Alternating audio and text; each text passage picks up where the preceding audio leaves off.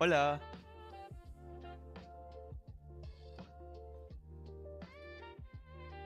¿hablas español? Oh,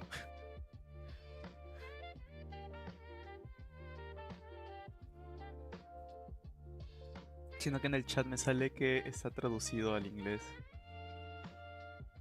Hi, hi, hello.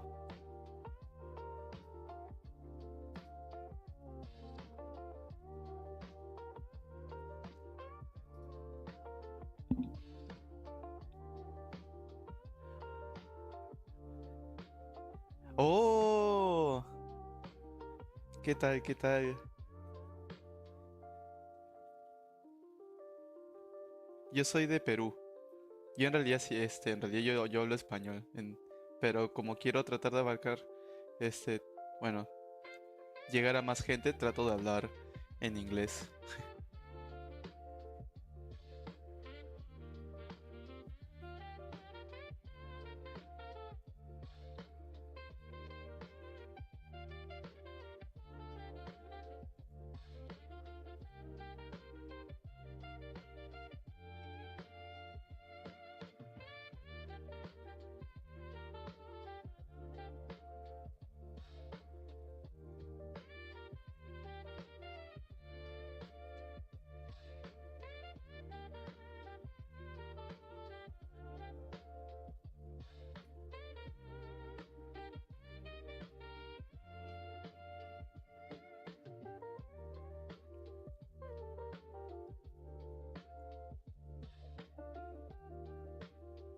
Ah, no, no, yo no vivía en Japón, yo seguía viviendo en Perú, sino que soy descendiente japonés.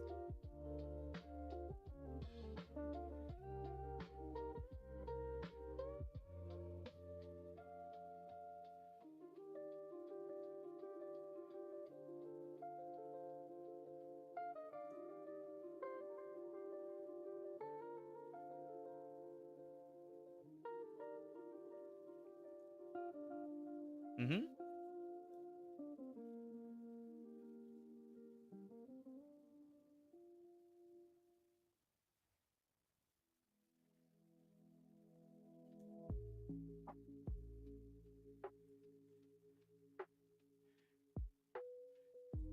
Do you mind if...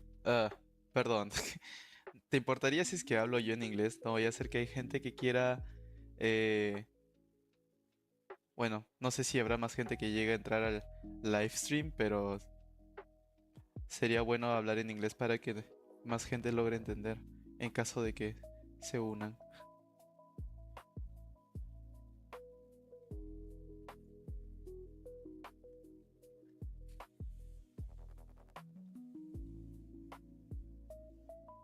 Ah, puedes escribir también igual en español y creo que el chat te lo traduce automáticamente al inglés.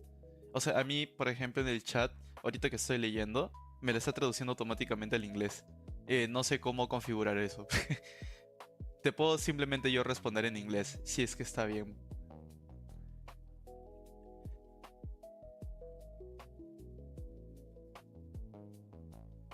Oh, that's awesome.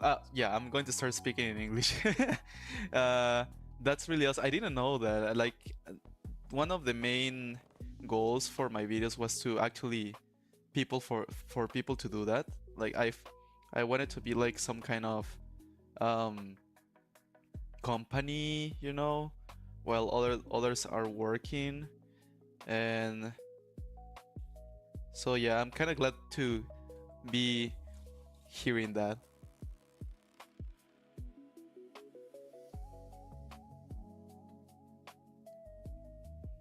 Oh, okay. If you don't mind typing in English, that's totally fine.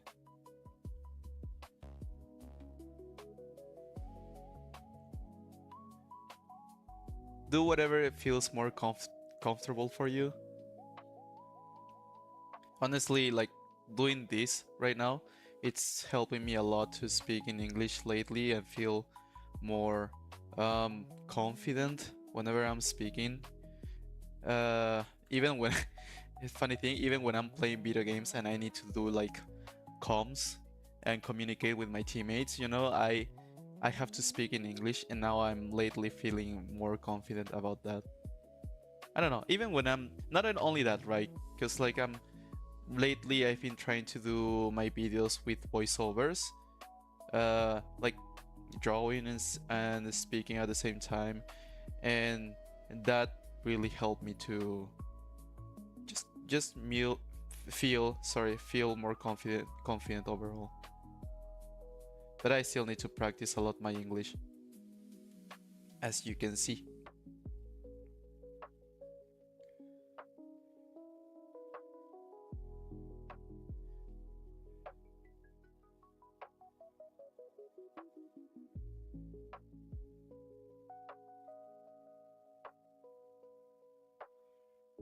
Are you working right now on something like on a comic or just sketching maybe?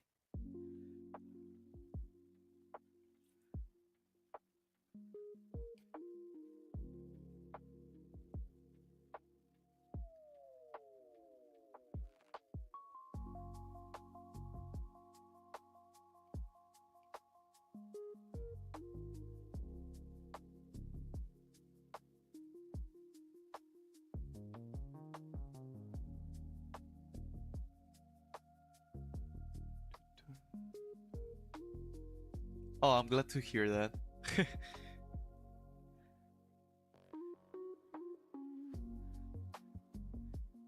I'm always worried, to be honest, if I'm being um, clear with what I'm saying, understandable, because sometimes I kind of messed, kind of mess my pronunciations on certain words.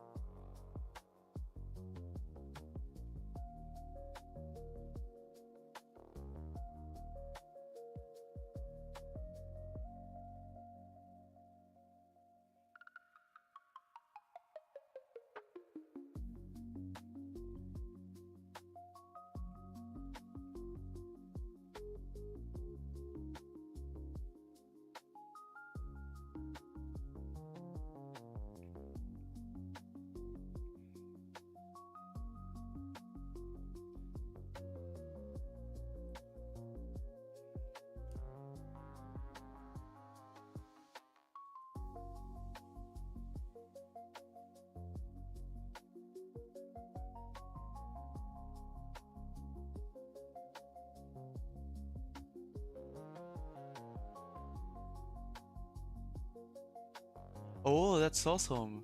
Like it's some kind of like a workshop or something. That's really great. That's a great way to improve and learn from others. Fan comic about Left 4 Dead. It's been a while since I played that game.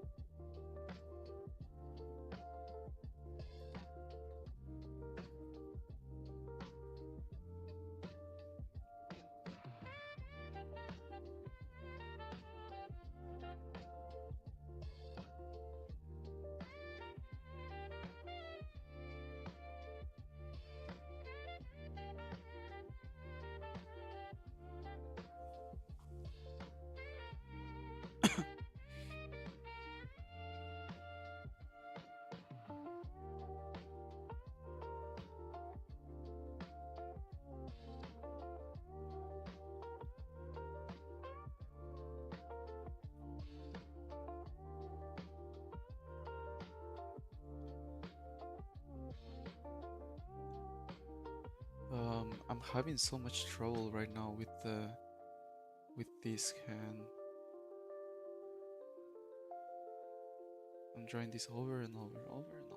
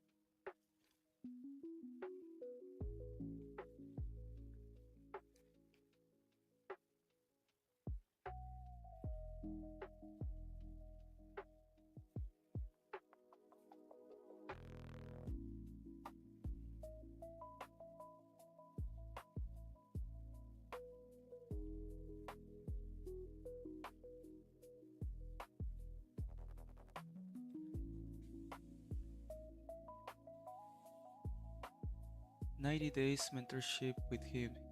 He's doing to promote his work, I guess. It has been like, wow, 230 applications. That's a lot of people, but it's really good. That's awesome.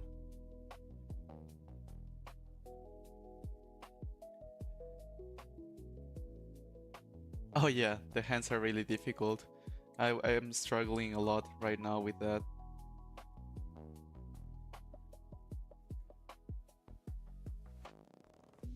I'm like erasing things over and over here.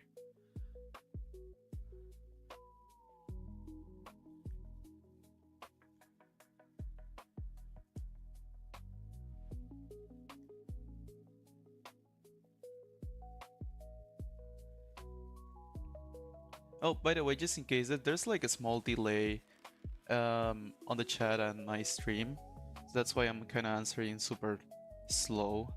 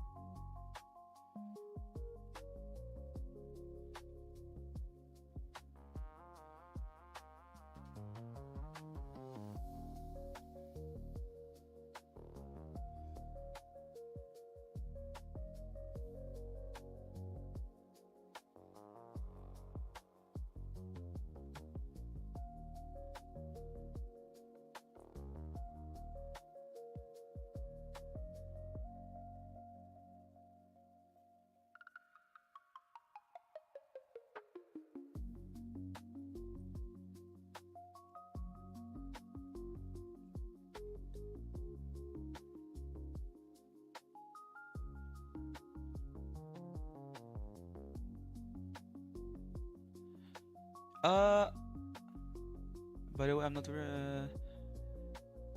Am I? No, I'm. Well, I used to be a full-time artist before. Uh, but now I am studying graphic design. I'm bleh, sorry. I cannot explain things. Wait, hold on. So, I went back to graphic design. Right now, I'm studying graphic design here in Canada, and I had to leave my job as a comic artist. So, right now, I'm just a student. I'm not really working, and right now it's kind of, yeah, you could say it's kind of like a hobby right now. I'm just trying to market myself more, trying to work on my social medias and finish this comic because it's been like a while since I have this in mind. I almost gave up to on this because I thought like, oh, you know what, I can't live as an artist, because it's not sustainable. But for some reason I want to keep trying this. um but yeah. um and thank you so much for checking the comic, by the way. I'm so glad that you think it's cool because like I put so much effort. I'm putting so much effort into this comic. It's my first, like, the first time I write and do the whole thing on my own. I usually just work as a sequential artist. I do the interior pages and that's it. Whenever I was working, the people, like writers, they will give me just a script and that's it. I just need to worry about the layouts and the artwork. But now I'm like doing everything, kind of like the mangakas. But yeah, I'm just trying to have fun with it, experiment a lot, and yeah, I don't know what else to say. um,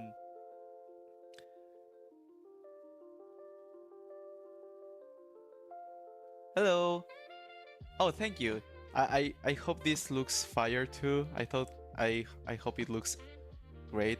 I'm having so much trouble right now with the hand. I'm trying to clean things up, trying to see if the proportions are okay or just decent. I don't want to be spending way too much time in just the hands.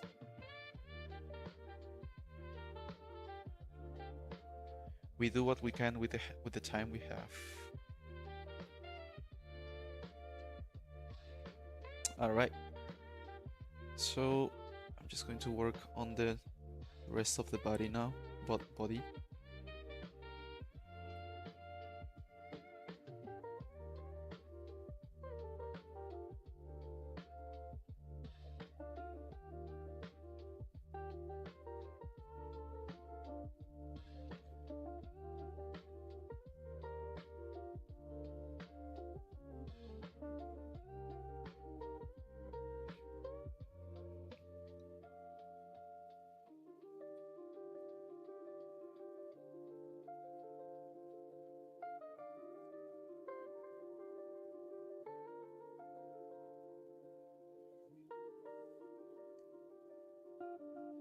Yeah, it's tough. The market, sorry, the industry, it is really tough nowadays, and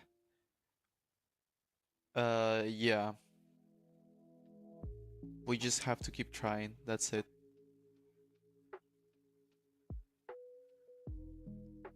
I just wish there was more, like, ways to submit portfolios to other companies,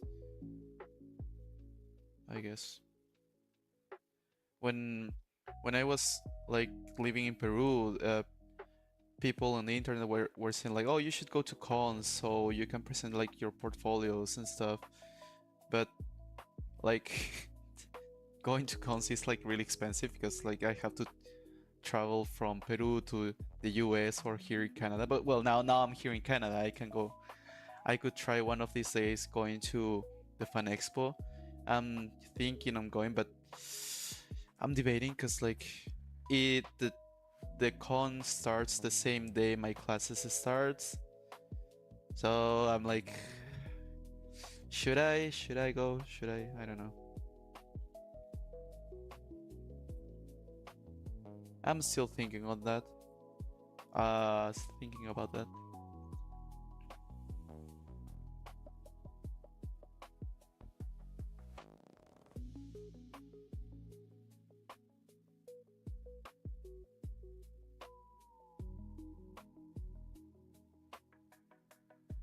Oh, that I don't know if I have the time right now to apply for the mentorship. I'm more like trying to finish this comic honestly because I've been dragging this for too long, and now that I have like 2 months left until my classes start again, I want to get use that time very well for that.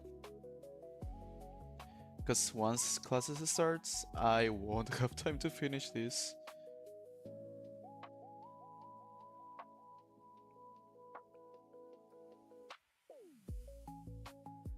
Hello, oh, what happened? I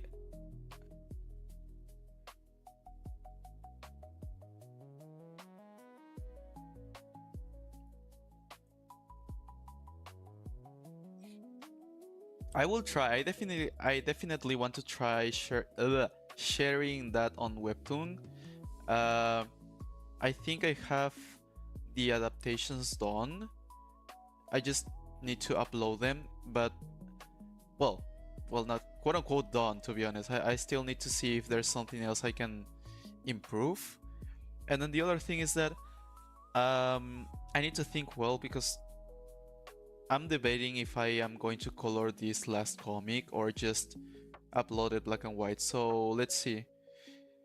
The other option is just to upload it black and white in Webtoon and then later on update it in colors whenever I have the time. But I don't know. I don't know how that could work. But yeah, I just want to play around with this. I want to try new things and see what could work. I feel like most of the time I'm like really scared and making excuses. So I'm just going to try things and see how it goes. But yeah, uh, you're right. You're totally right. I should try Webtoon. More people were telling me about that. I think it is much easier to reach more people with Webtoon rather than, a Google Drive link.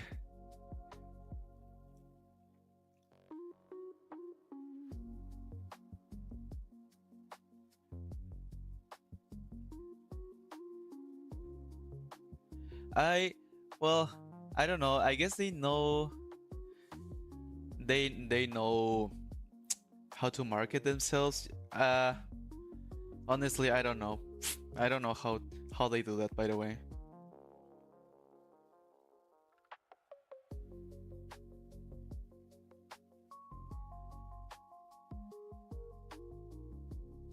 Nico, as do I know you? Are you my friend actually watching my stream, Nico? Or is it like someone else called me? You know what? I don't know, cause like Nico is such a troller.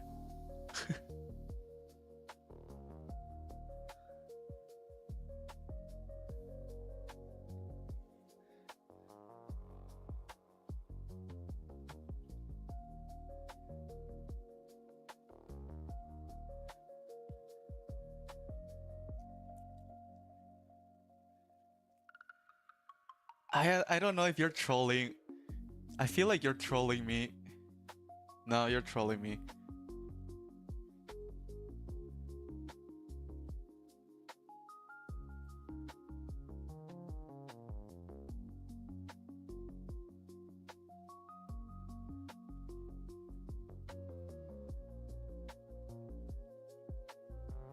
I why the message is getting retracted?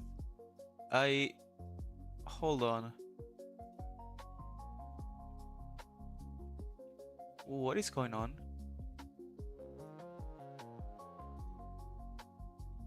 I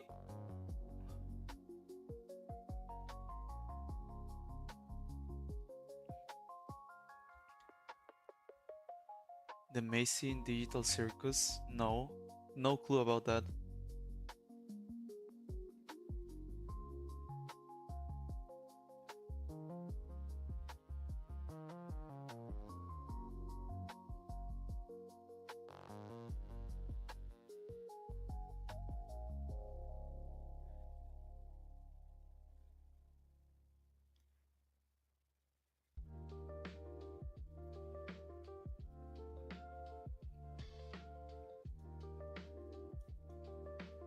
Like a series?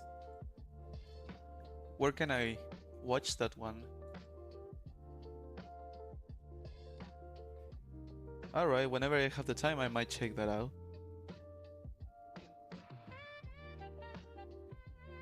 Right now, I just want to finish this thing.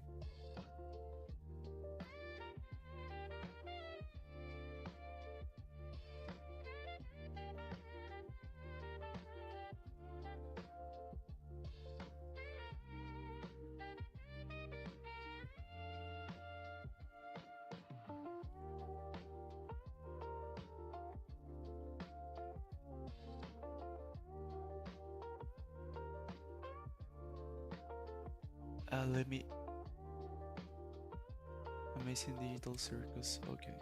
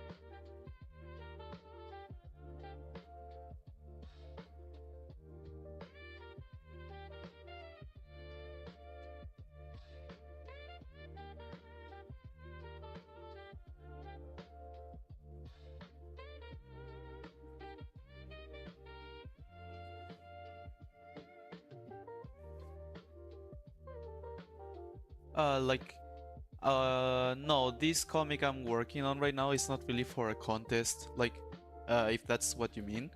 Um, I'm just, it is for both my portfolio and because I want to create my own comic. And hopefully in the future I can print this. Would be nice to have my own comic, like, printed. Just imagine having the whole book like this here. I don't know. Would be super, super awesome.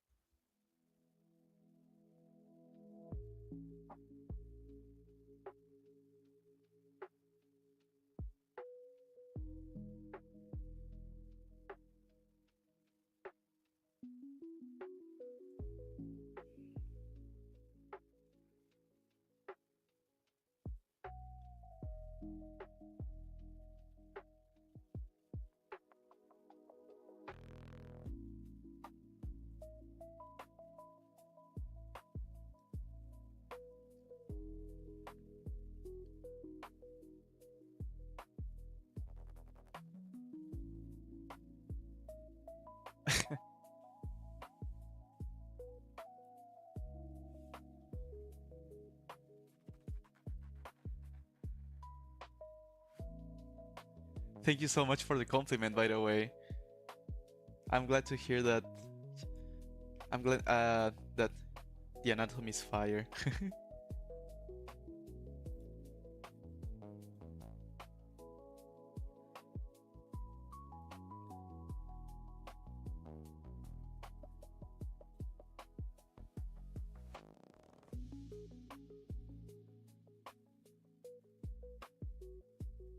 All right.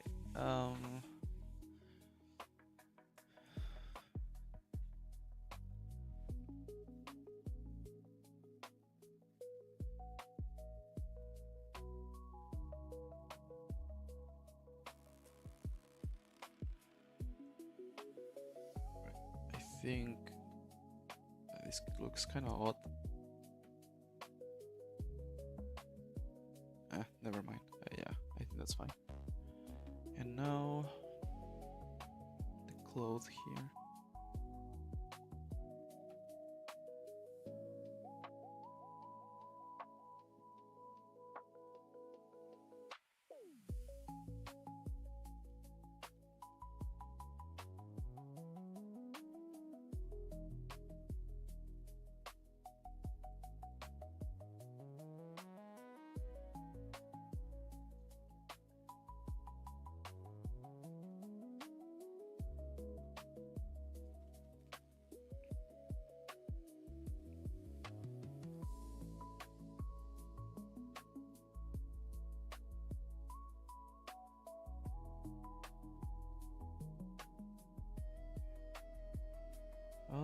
I think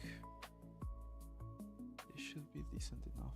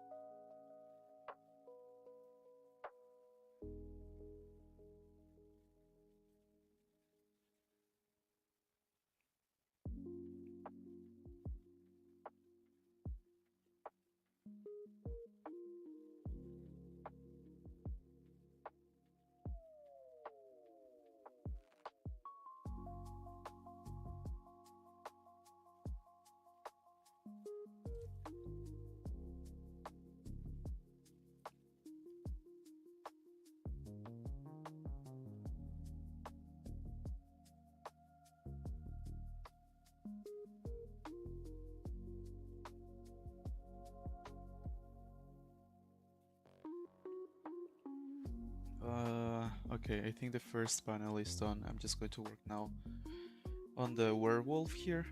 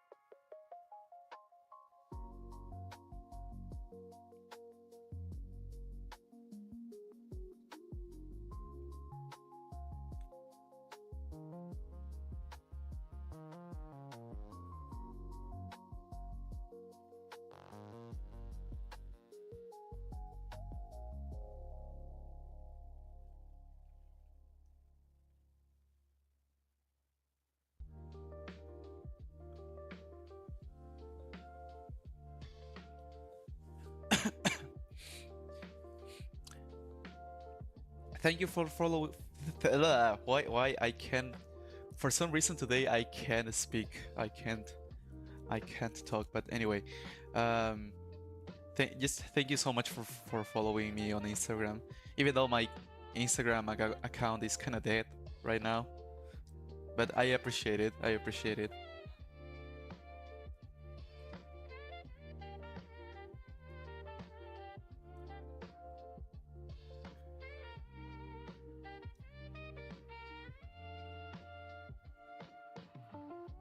Oh, this, like, you mean this sketch, these lines? Well, like, yeah, this one took me way longer, to be honest. This is much easier because it's a close-up. Usually close-ups tends to be much easier, but because you have to worry less about the details around. I mean, like proportions and stuff. You you still need to worry about proportions, but not as much as other type of panels.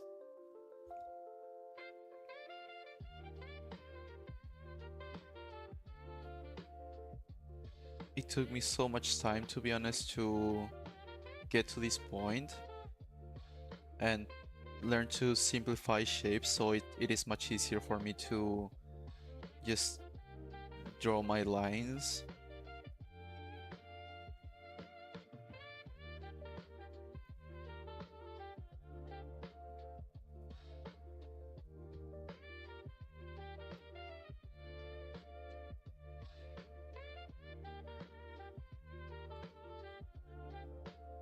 Mm, okay, I think I'm going to fix this a little bit. It kind of looks weird. So yeah, draw the cheekbone here.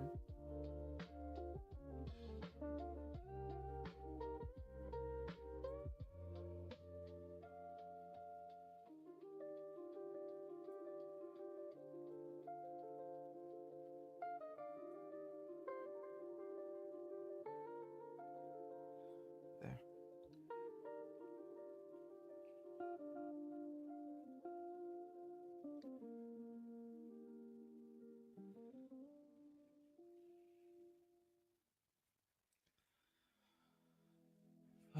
I might go back to this panel later again. I think I can improve it a little bit, but right now I'm just going to see for... No, actually I'm just going to check for references right now. Mm.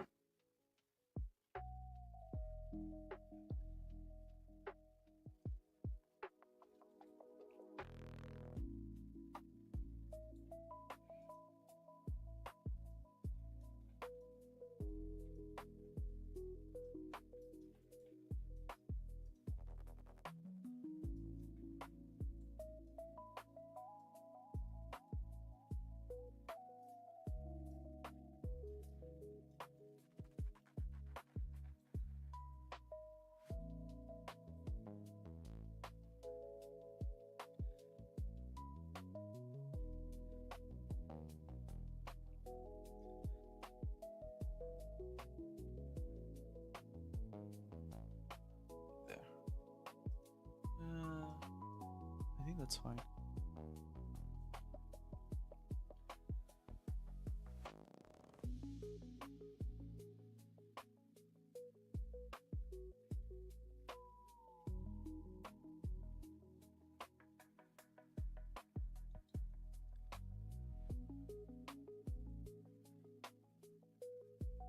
Okay, so now I'm just going to drag perspective grid here and work on the next panel.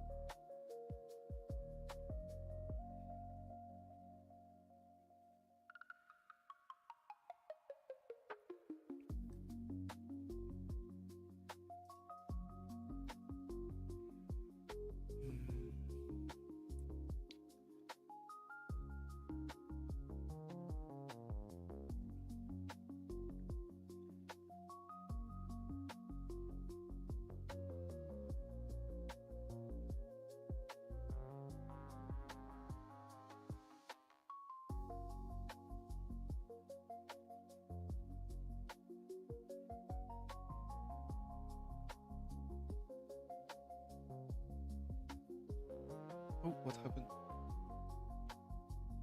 Okay.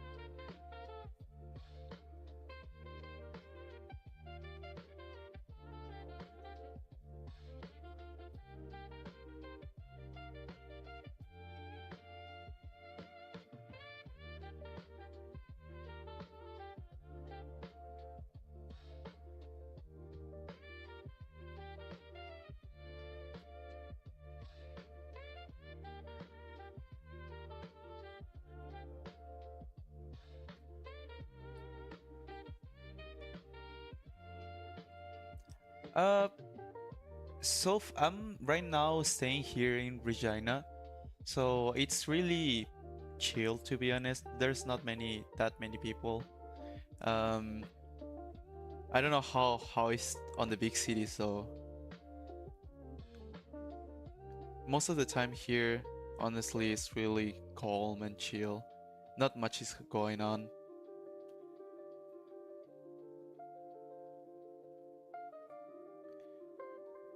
Even with the World Cup, I think it's still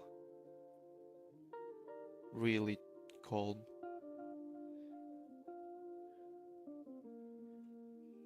I think definitely there's more people in Toronto.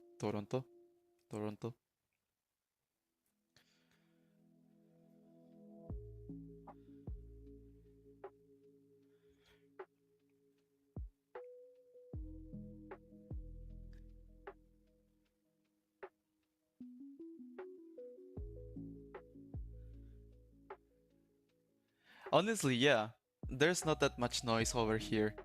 There's no traffic, anything, so most of the time it's really quiet. So I can really like log in and work on my stuff. In comparison to Peru, brother, in Peru, like you will hear noise every like minute, every 5 minutes or so. You will hear the buses, cars, um, even people shouting.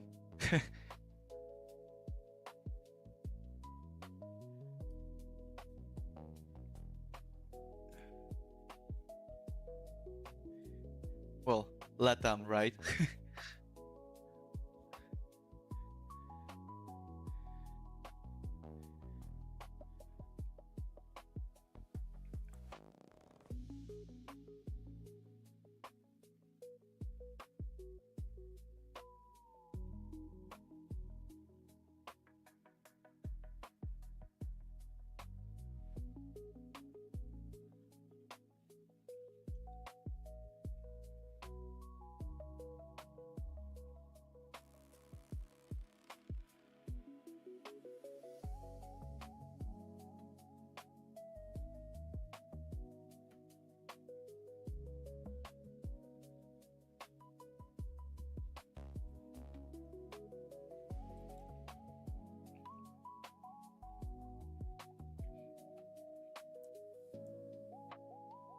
Oh, that's awesome.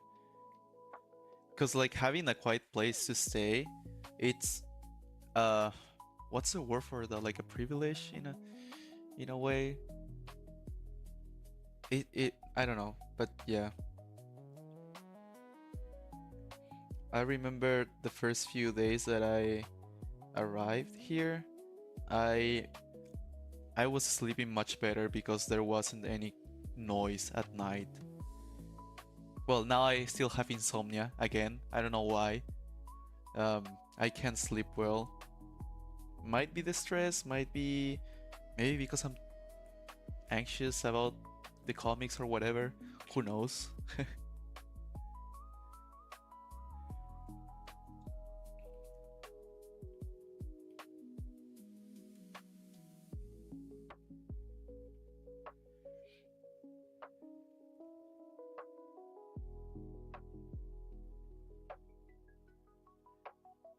Oh, no, no, I'm not German at all.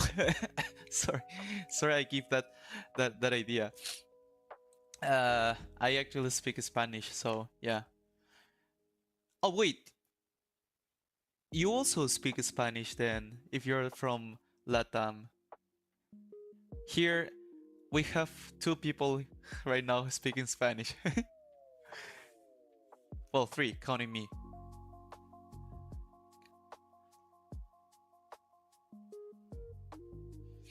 That's oh, what you're saying about Canada? Yes, that's true. The air feels really fresh. There's no the place where I'm staying right now. There's no mountains, to be honest. It's like really flat.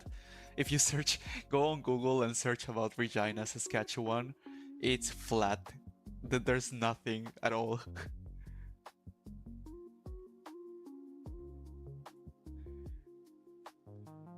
But I don't complain though.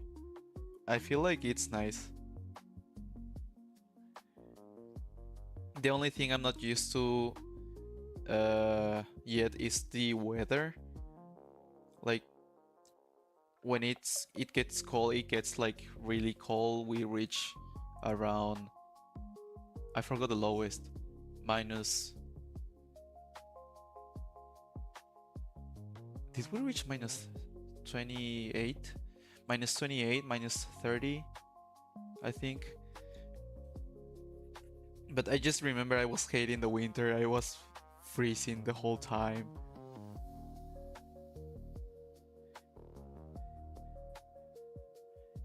And the snow at some point gets kind of tiring.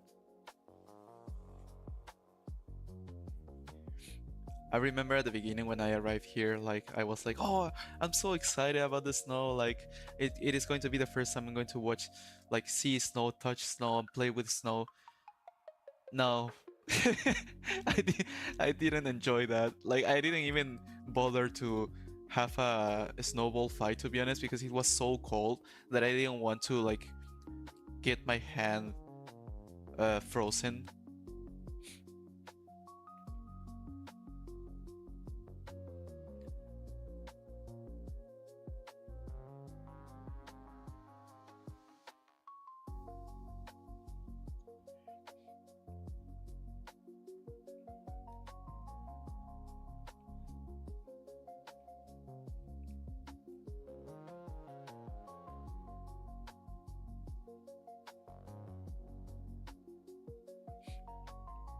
Thank you so much. Yeah, I'm trying my best to keep it clean, brother, because like this is like the pre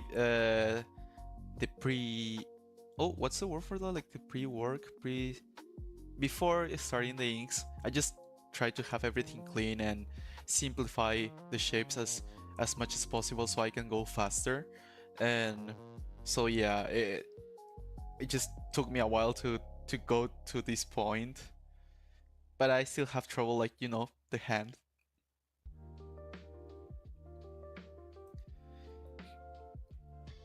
Now I just need to start adding like the bars of the cage.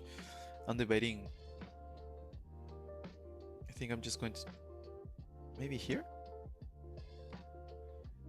I don't want to cover much of the creature, of the werewolf.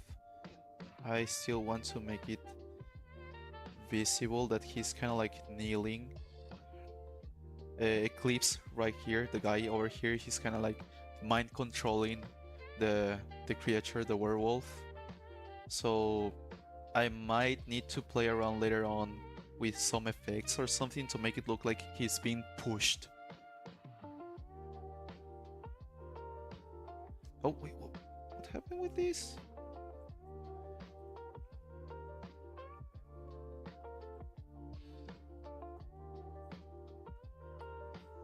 Did you say it looks cinematic? Thank you so much for saying that. Thank you, thank you, thank you, thank you. Because that's one of the things that I'm looking for so much whenever I'm creating like this comic. I was like, I want to make it look like it's kind of like a movie, and I don't know. I'm just happy that you noticed that it looks cinematic, and because I'm trying to put a lot of effort in the storytelling and the angles of the camera, like the lightning. That's why I'm also like, oh man, I should be doing the colors too, but because of time, I'm not sure. You know what? Maybe I will do the colors. Will I be able to finish the entire story? Huh, I don't know.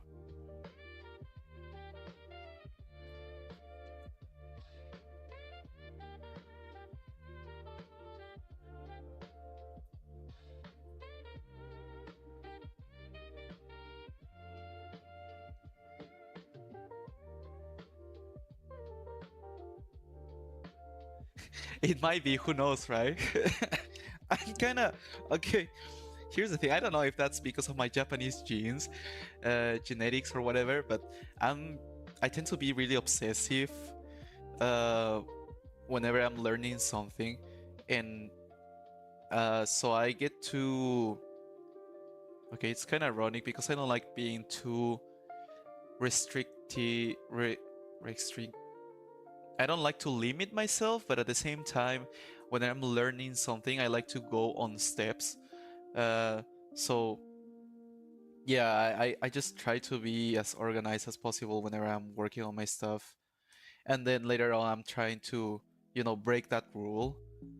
For example, when I'm coloring, you will notice that I have like, oh, I'll do the flats first, then I will do the shadows, then I will do the key light, which is like either the key light or the backlight, which is one of the main light sources, and then it comes another layer for the field light, which it will bring more light and will bring more volume to the figure, if that makes sense. But yeah, I do tend to be organized with my layers, and then once I'm done with all of that, that's when I will break it and I will draw on top if I find it necessary.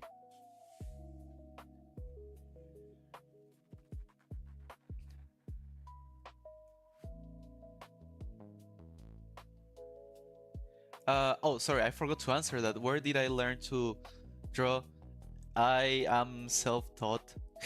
I never I come from Peru, and I never really found when I was a kid, of course. Like, I think now there are better courses for learning, but back then I didn't find much how's it called, like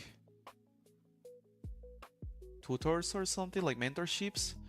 So I had to learn everything through YouTube and on my own, like buying books. I try to learn through books, copying my favorite artists, trying to learn from those, and then I'll be like super obsessive with watching videos about my favorite artists too, like how they do their whole process of a page, and I'll be like stuck in my dorm or office just drawing the whole day.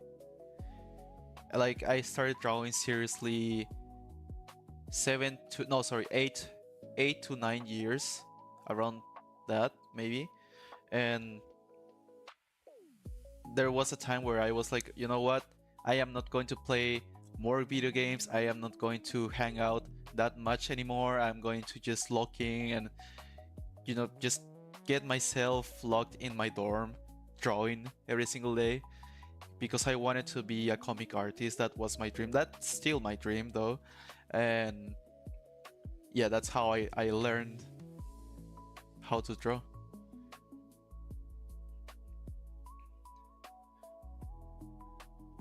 Took me a while though. Okay, I think these 3 panels are done. Now I just need to work on the next panel, but for this is kind of confusing because the character over here, Eclipse, he's going to overlap the panel. So I am going to hide the pencils for now, work on a different layer, and I need to create a mask so I can erase. Oh no. Yeah, okay. So I can erase over here the frame. And that should be enough. Now, hold on. I think I might need to add a grid just in case. Because this perspective might be a little bit tricky. So I'm going to place here in the middle. Then change the perspective to 15 maybe.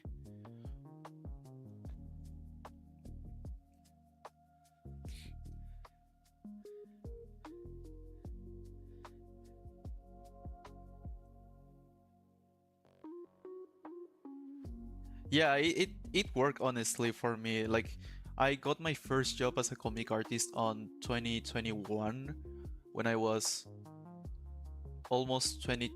No, wait. Was it 2021 or 2020? I think it was April 2021. I was 22 at the time. And or was it the previous year, like 2020? I can't remember, but yeah, I got my first job at around that time, and I don't know, I was just super happy because I got my first job as a comic artist, like working from Peru to a company from the US. Like that was like awesome for me.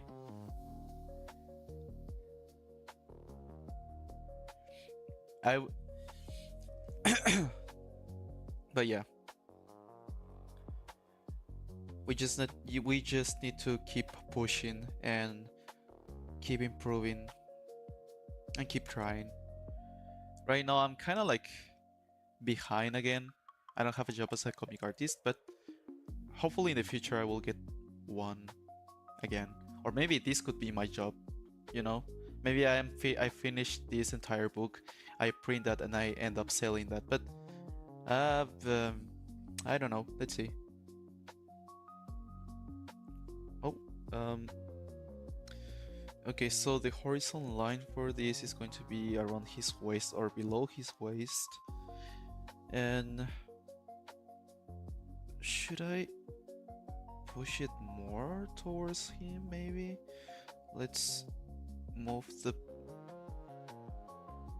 perspective point over here. Yeah, I think that's much better. Okay. I don't know if you guys can see the grid though. It's really, the screen is really dark. But anyway. So I'm going to hide this again. Hide this. And create a mask on this grid so it doesn't mess with the rest of the things. And there we go. Okay, this angle right here is going to be tough. Let's see how fast I can draw this. I think it's better if I just start with from the chest.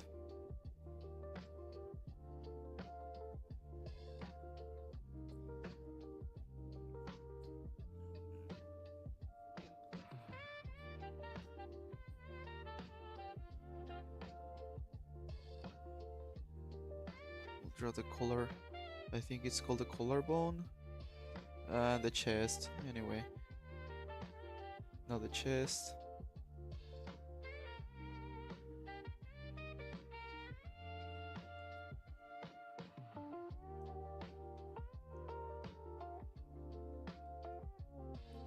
Yeah, just keep going, keep practicing. You will end up getting your first job soon enough. And work on your social media too.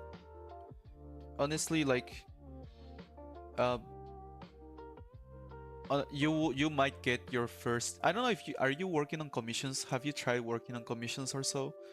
Because honestly, like when I was starting, I was like, nah, I'm not ready to work on commissions or so. But I was just posting on Instagram, and out of a sudden, someone just said, "Can I hire you to make this concept art of a character for a graphic novel that I'm working on?" And that's how I started. To be honest, we will always feel like we're not ready, so we just need to go with it. Just try things out, even when we feel like we're not ready.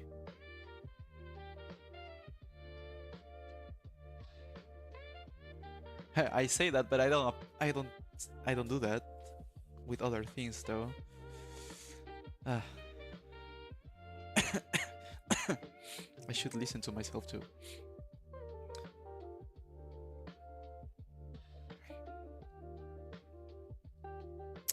The app that I'm using right now is Clip Studio, but I for this one I'm paying like a yearly subscription, so I can use it on my tablet.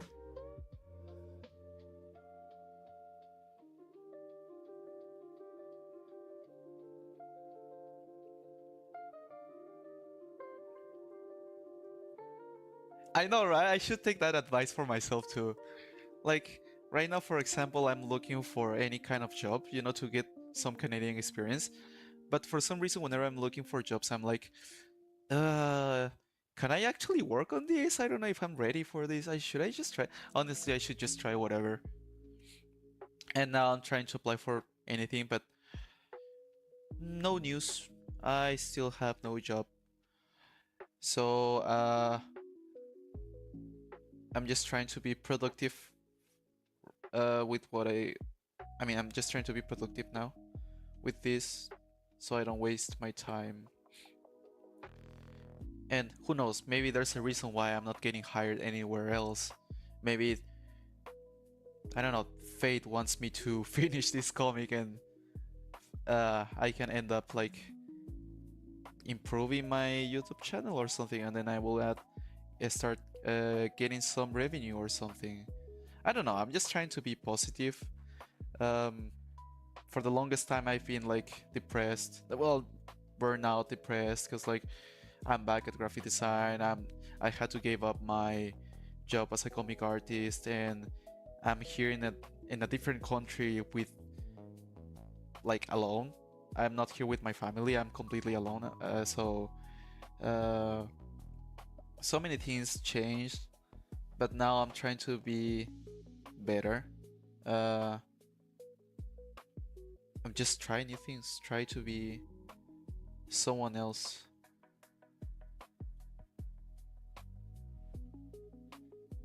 It's difficult though, but I think right now things are going well. I mean, with my channel and my art. I never expected to be working on my comic again, to be honest. I thought I was going to give up on this a while ago.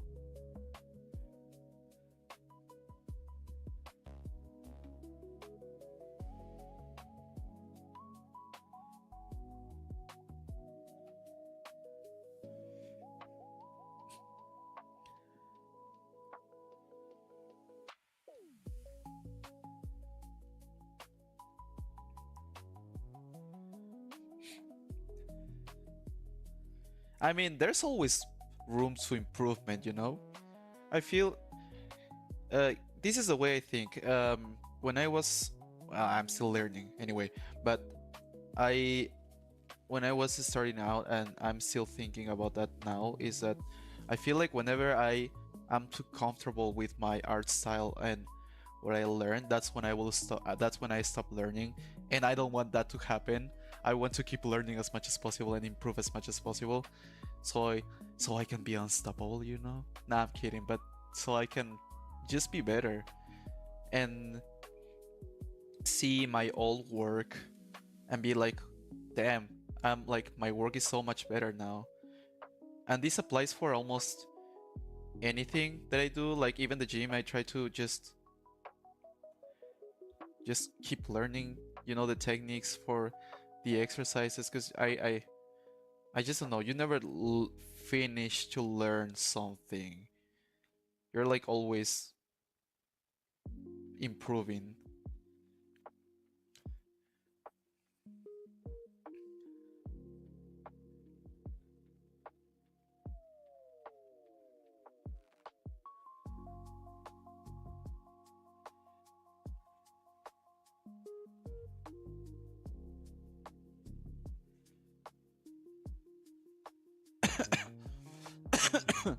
Oh, sorry about that. I'm coughing. Uh, at the same time, One Punch Man was done by like a complete new, a new what? The art? You mean the artist? But no, the artist is well known.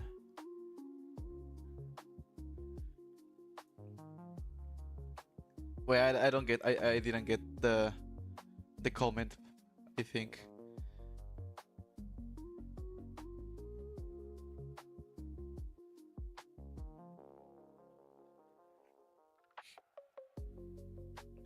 Ah, well, yeah. I get what you mean. Yeah.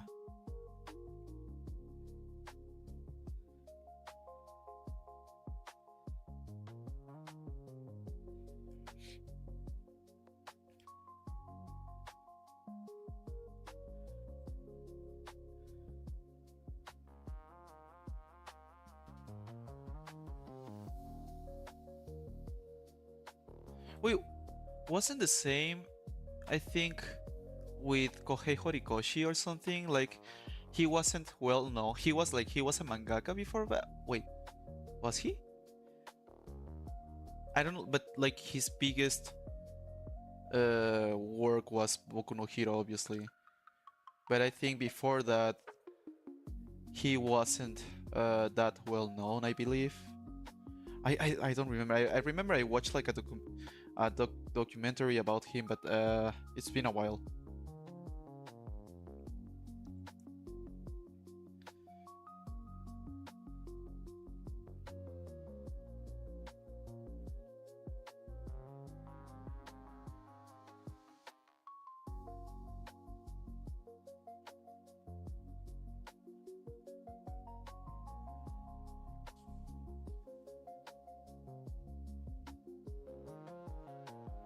Oh, if you're talking about the writer, yeah, I do remember seeing the artwork on like the first draft of One Punch Man, and then Yusuke Murata was like, I don't remember the exact words, but he was like, oh, I'm going to like work on your story, and then they started working together or something. I remember something like that.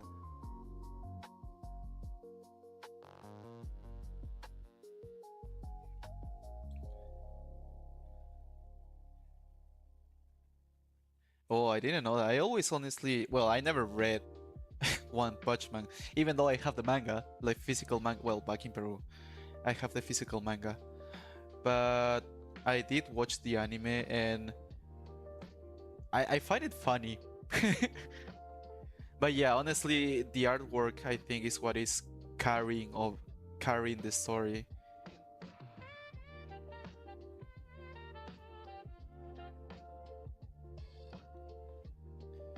Uh, I think I made a mistake here. The guy over here, it's not supposed to be that buffed, so I'm going to nerf him. I'm going to cut him a little bit.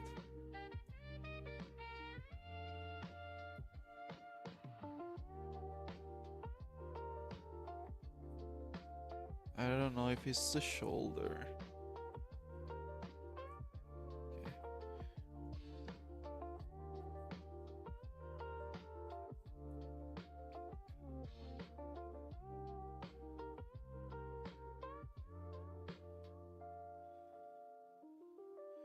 I'm not digging the pose.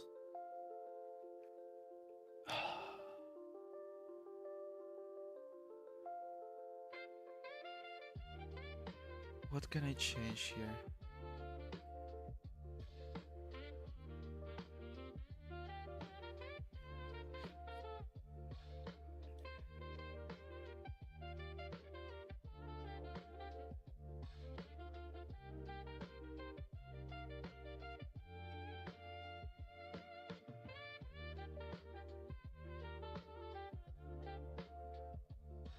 You're also right. Yeah, I think from Shingeki no Kyojin, he also reworked some of his previous work, like the previous issues or something. Or am I having a Mandela effect or something? Because like I remember seeing something like that. Like he, because there was like comparison about certain scenes.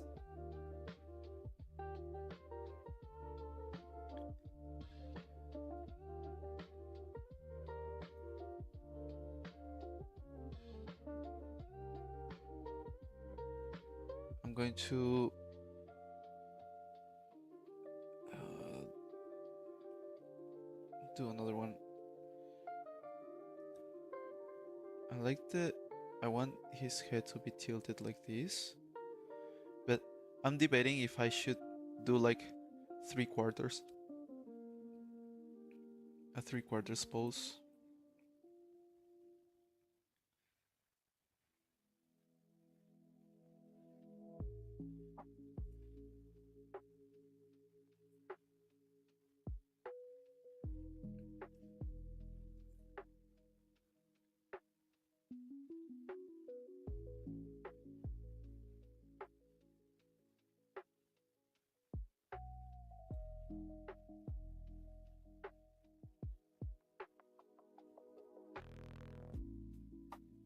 Oh, okay. I think I have an idea. Uh, I will rework this pose.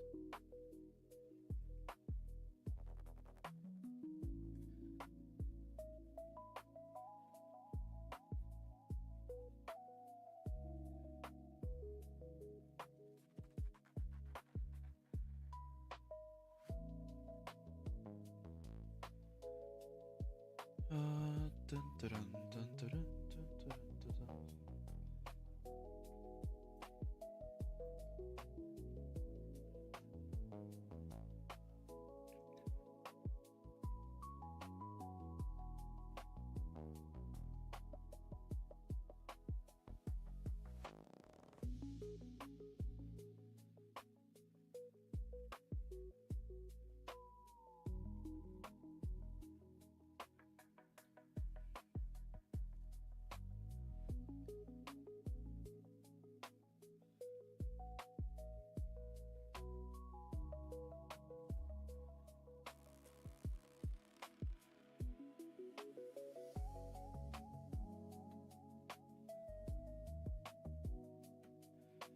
Okay, I'm just hiding this and work this part.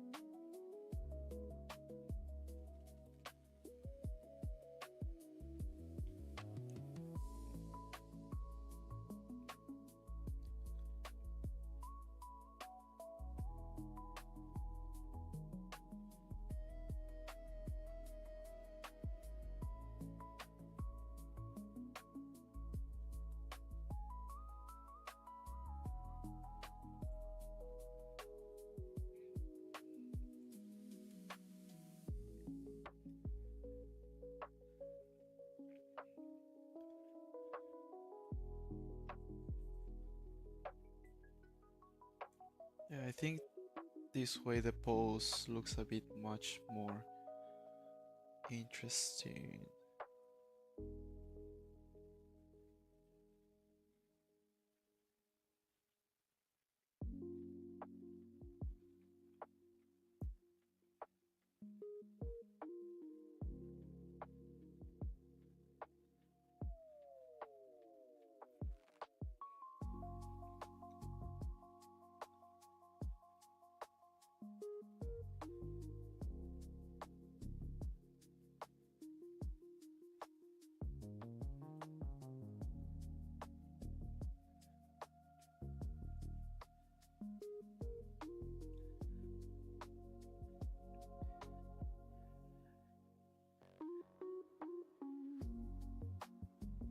Okay. Hey, nice. You were working on your stuff too? On your comic? All right, you told me. Never mind. But that's nice. Meanwhile, here I'm just still stuck with the last panel. I'm still trying to figure out the proportions.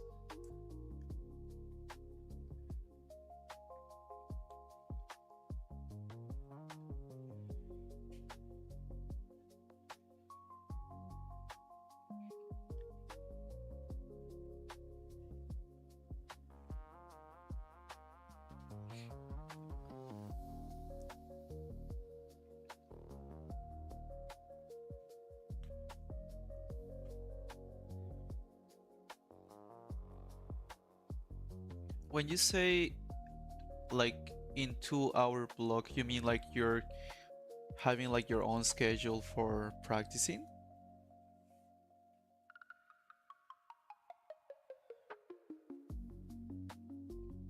Because that's honestly, that's really awesome.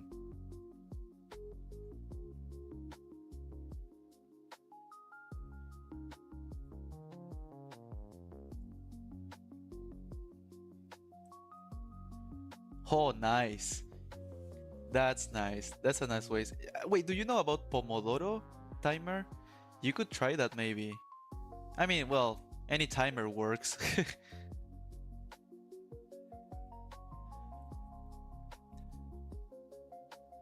Kind of reminds me to the Pomodoro training. Timer, sorry. Ah, the same.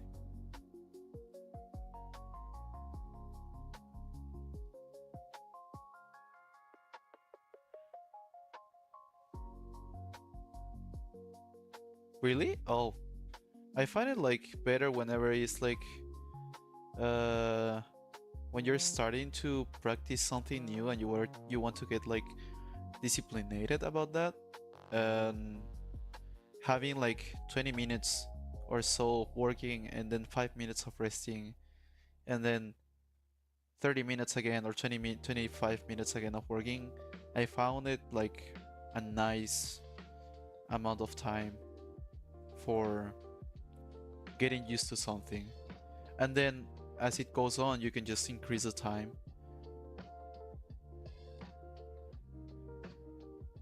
But now for me, like the most difficult thing is just starting things, to be honest.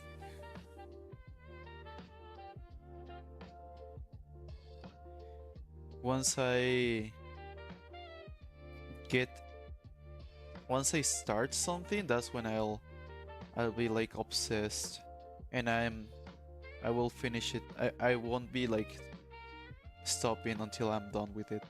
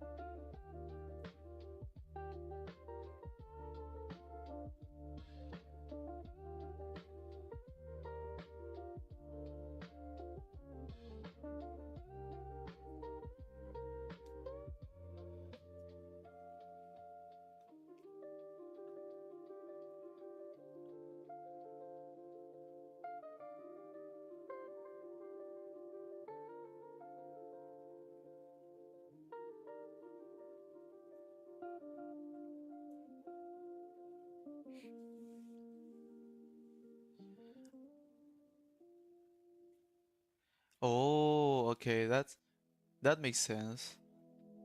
Well, whatever works for each one, right?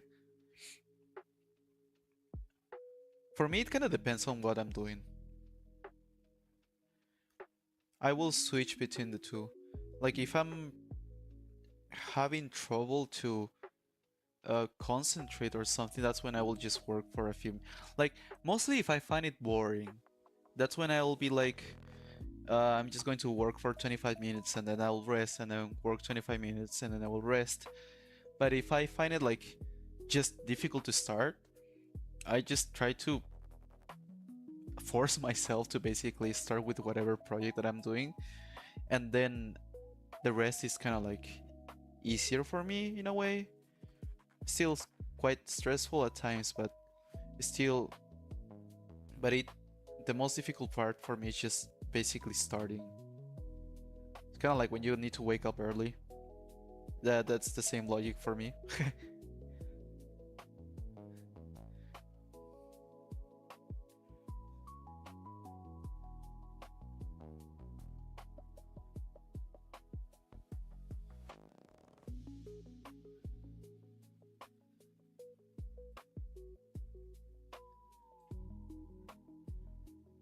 Oh, I think I should.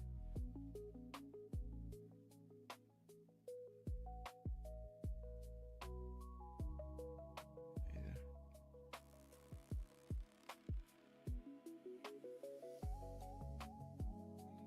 I'm going to hide the layout. Is kind of bothering me.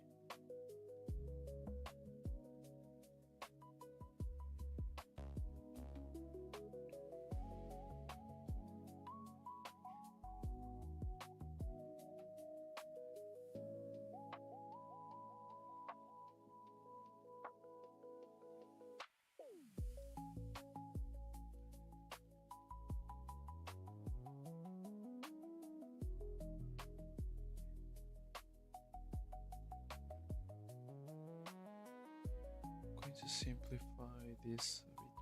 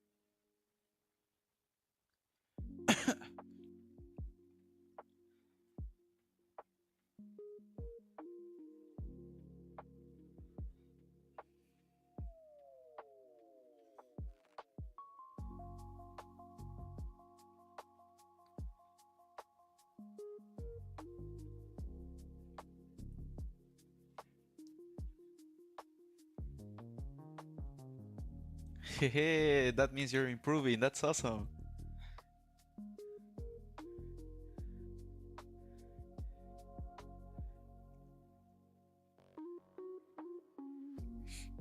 For me, some reason, like most of the time now, I'm like, whenever I finish something, sometimes I don't like it, and then the next day I'll look at it and I'll be like, ah, it wasn't that bad.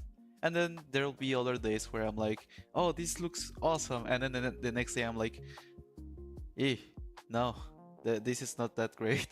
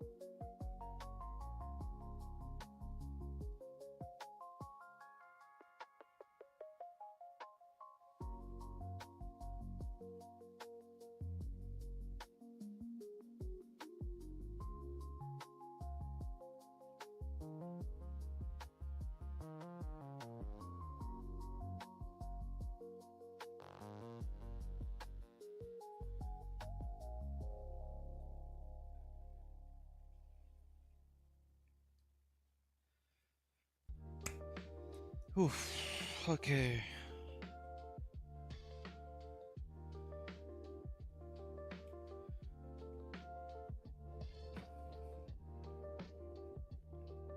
Time to clean things up here.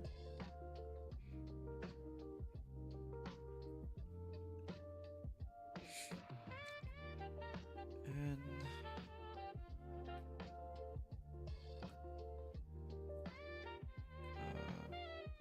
this. Now I'm going to work a little bit on the background. I'm not really going to detail much over here. So because I want to add the details later on when I'm inking, I just want to suggest stuff around. So what am I going to do is just use this brush over here and throw what is going on. Oh, I'm using the wrong grid. Alright. And now I will start creating like a surface or tables for everything else. I think this table is too long. I'm just going to draw the corner over here. Like that. Then this machine over here.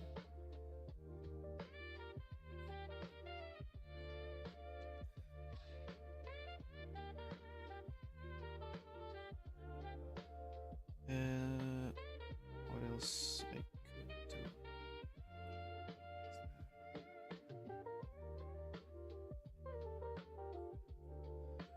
Then maybe something here like buttons or something. Now I need to look the reference over here. This was a previous page I was working on. Oh, oops, sorry. There we go. And here, I did this off screen, so now I'm just going to work on this part, like trying to not make it like equally like super the same background, but something similar. Just I'm just suggesting things.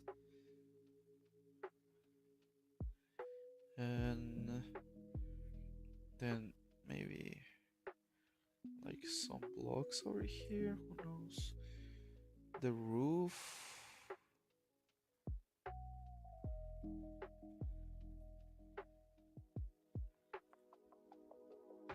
And I should be doing this in another layer. I'm going to hide the layout, it's no longer necessary. And then maybe I don't know how is this called, but just something on the ceiling, you know. And maybe some tubes like that. And that's it. Maybe I will, you know, let's add more stuff around here. More boxes, suggesting stuff. And yeah, we have the pencils done. Now we have to work on the inks.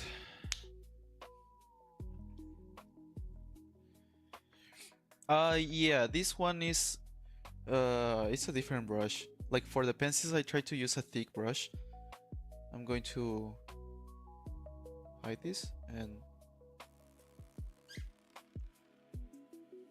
give me a second. I'm going to name this before I forget, and I will explain it to you which brush am I using, because I think for almost every single brush that I'm using is a default with small changes. So this is supposed to be the calligraphy brush. I think it's here. If you go to this one, to markers, and then you go to the first section. You will choose the calligraphy one, and it will give you like a very squarey brush that you were saying, like this. And the cool thing about this is like you can also do the sound effects, like just, I don't know, roar, you know. And it's really great for both the sound effects and also the sketching part. I like to use this one because it forces me to simplify my lines and not like drawing on top over the lines over and over. Yep. And depending on the size of the page, if I'm drawing like in a, I don't know, for example, this panel right here, right? We have the figure right here. He's huge. So that's when I will increase a little bit more the size of the brush, so I don't end up like drawing over the lines over and over, and just keep things as simple as possible.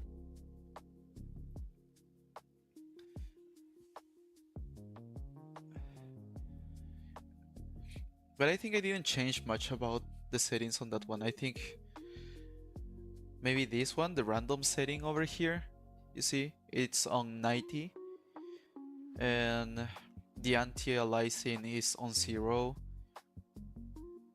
and nothing else. I think that's it. That's only the only thing I changed. Yeah, I only use the default, to be honest, the default brushes.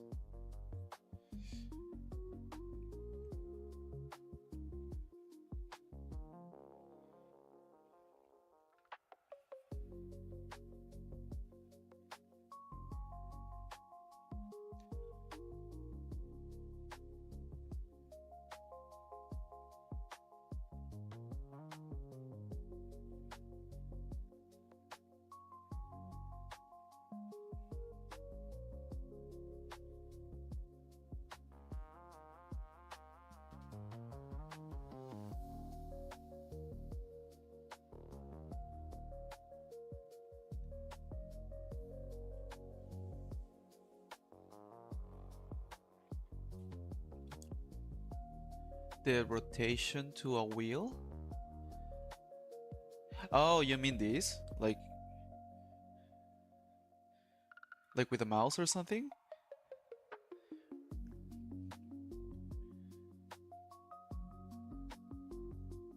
Right now, for everything, I'm using this keyboard over here. I don't know. I hope you can see it. It's a Logitech. I forgot the name. K30 something. But yeah. So right now I'm using a Bluetooth keyboard to work on this. It just makes things easier when it comes to shortcuts and all of that stuff.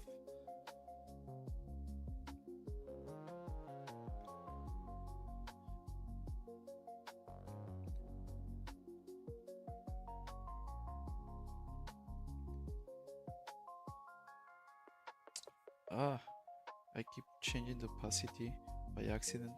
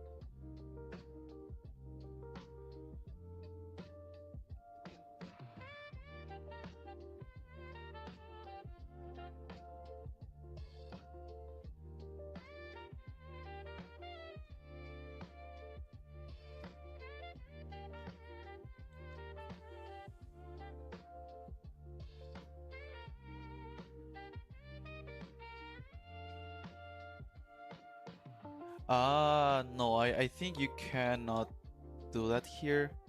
I'm not sure. I think you can still edit that. Well, there was a way. It just I can't remember now. Oh, wait, this. With this one. And what did I just do? What was the value again? 60?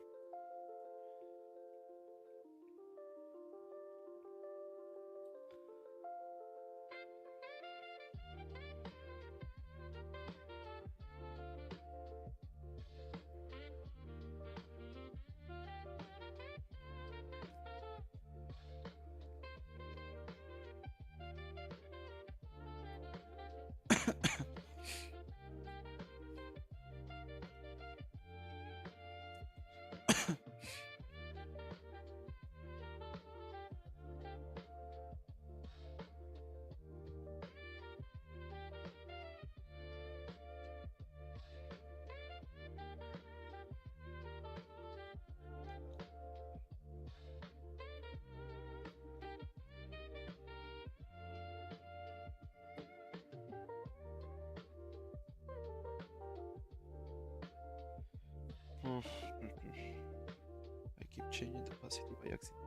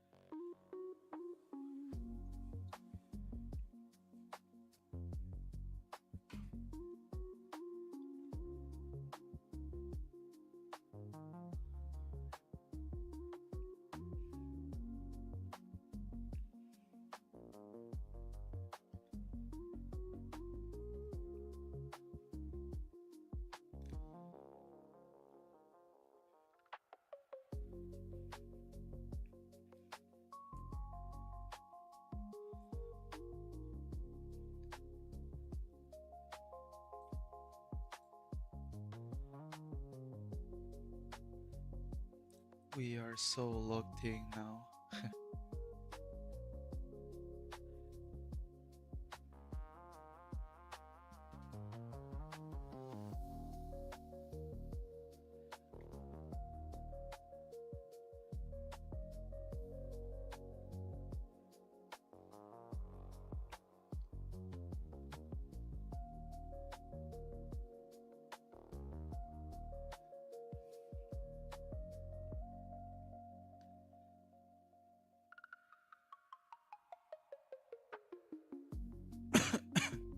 Sorry about that.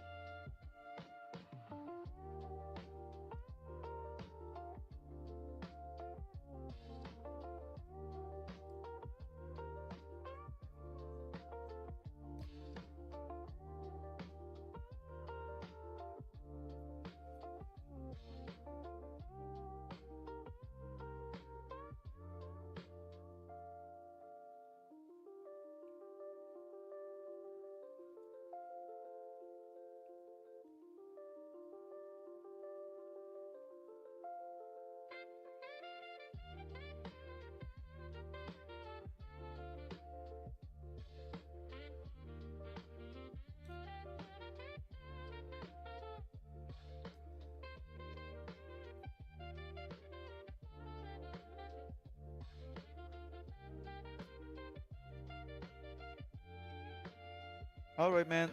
Thank you for coming by. See ya. Have a good night, you too.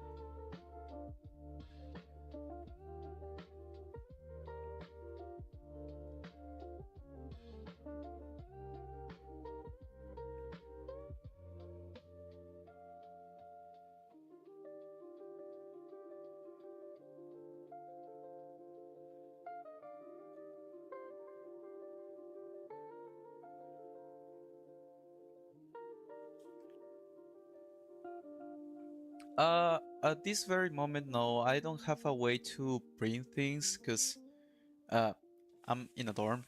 So, but yeah, so I'm just inking everything digitally. I don't have any original art right now to sell, but maybe in the future I could.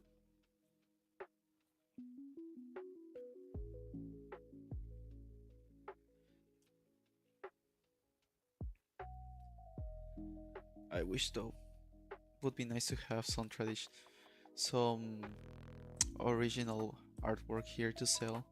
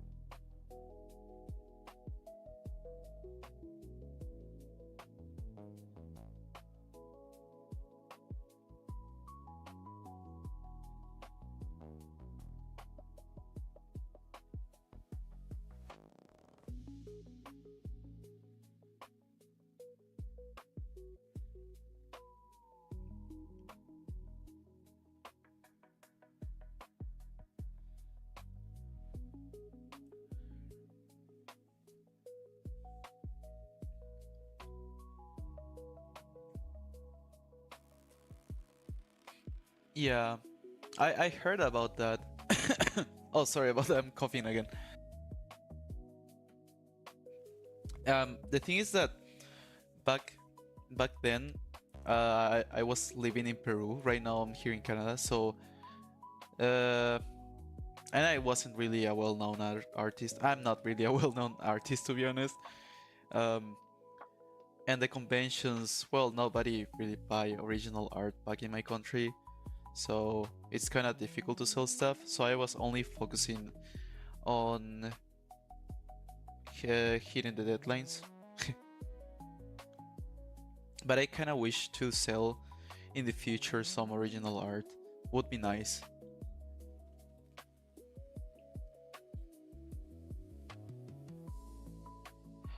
Oh, I didn't know Jorge Jimenez was like printing like just one of one high quality print and selling that as original art. I mean, if that's an option, that would be super nice to do.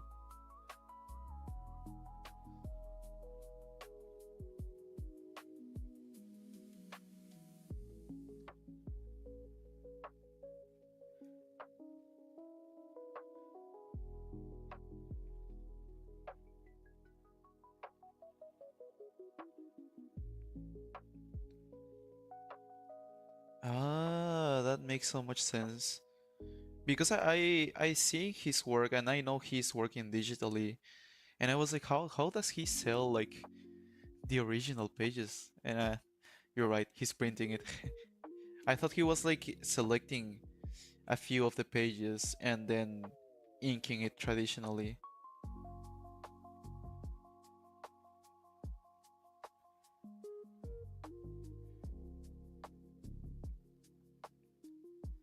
Yeah, I could try that. That's an option. I'm I want in the future to be like selling stuff in conventions. Um, but I have to wait for now. Hopefully in the future though.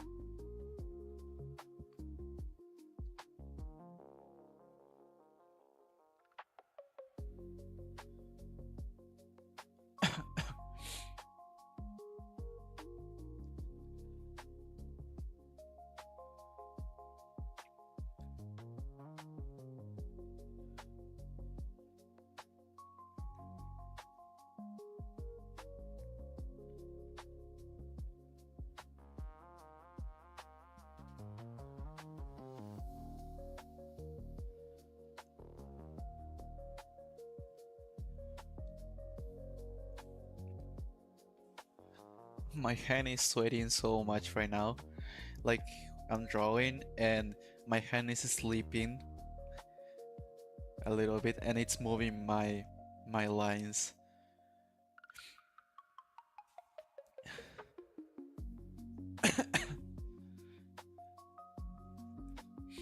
But we are almost done. Like, the pencils are done. I just need to finish doing the outlines, rendering a little bit, adding some shadows, and that's it. That's the last page.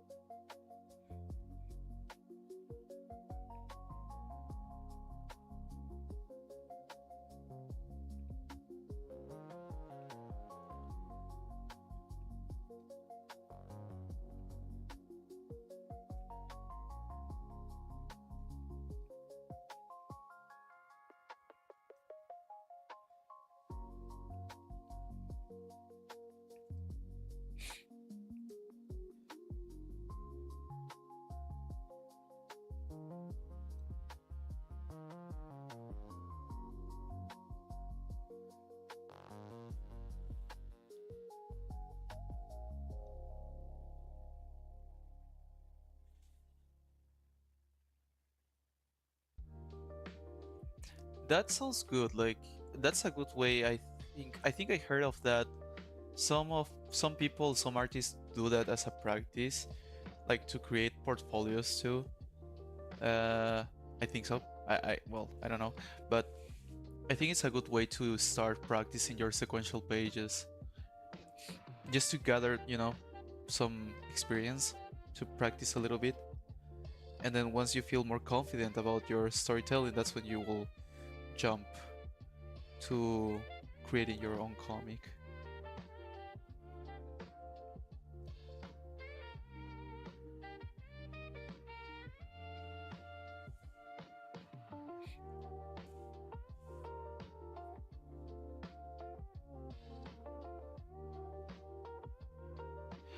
I That's a good question. I don't know. I've been trying to export that several times, and every time I export that, it looks like that. But like whenever I'm working here, the quality looks just fine. I still need to fix that.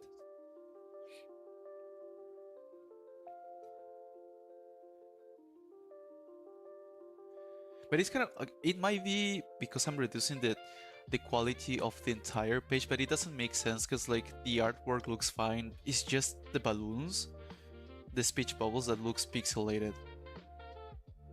I think it's something, a Clip Studio exporting error or something.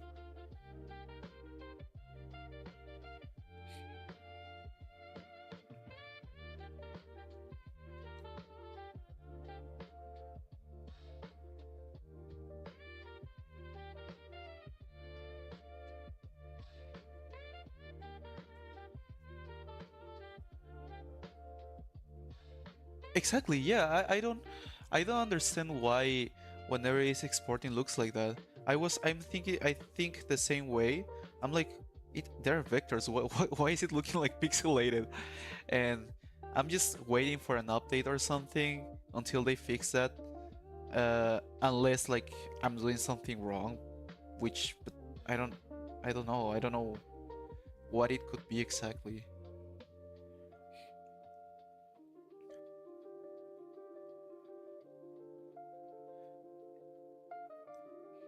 I remember when I was exporting that thing, it was pissing me off a lot. I was like, why? Why does it look like that? I'm just exporting the thing. It looks fine, like on paper. But, uh, oh well.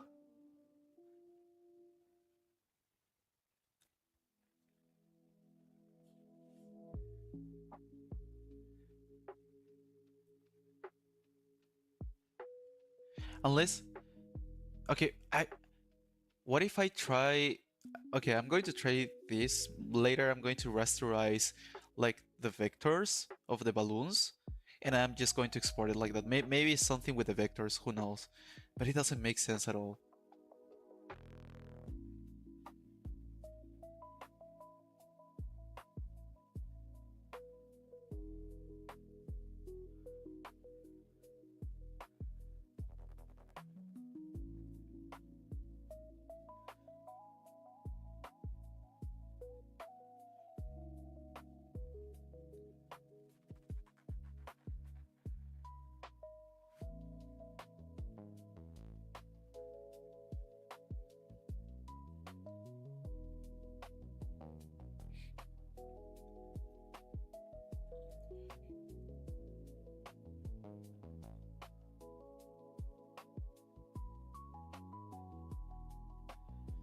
Oh, thank you for that.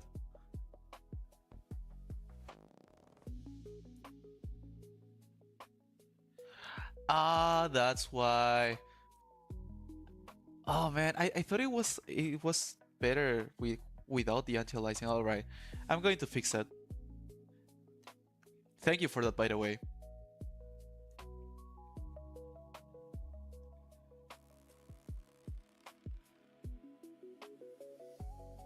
You just saved me a lot of trouble.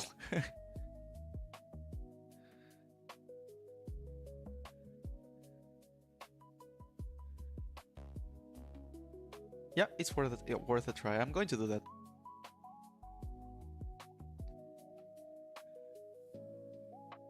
I'm just going to finish the pages, and once I get off the live stream, that's when I'll be fixing the the balloons, the speech. That. Sorry.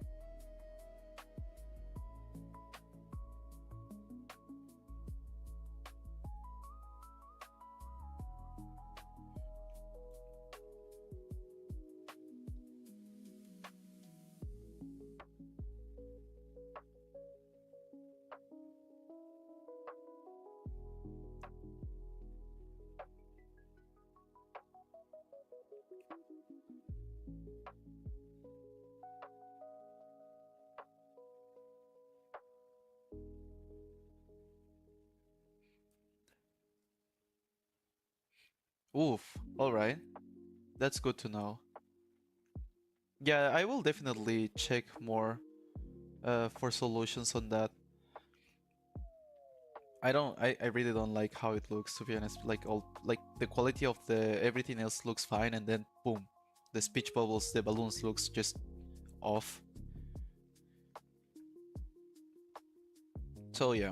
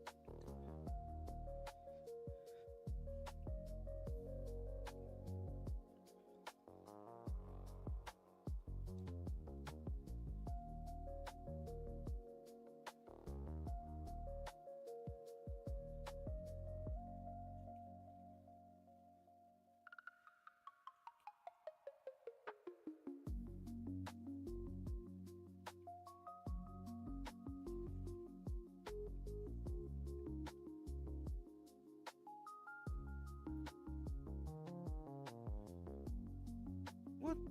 What is going on here? Oh no. The perspective of this line is off.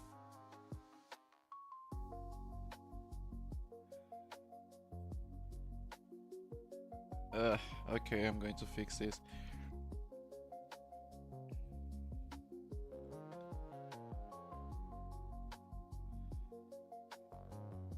Wait, I thought I was working on a different layer. It's alright. Doesn't matter. At the end, this is going to be all covered by black, so...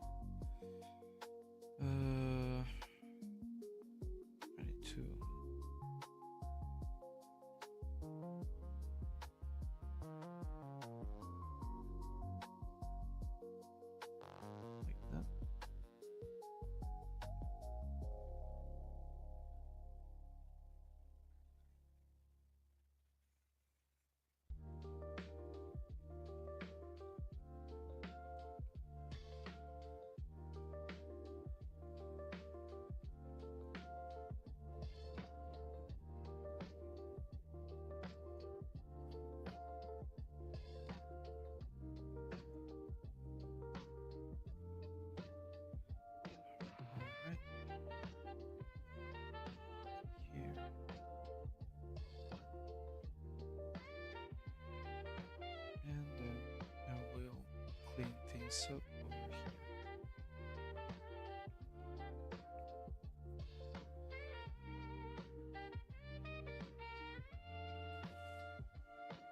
Okay.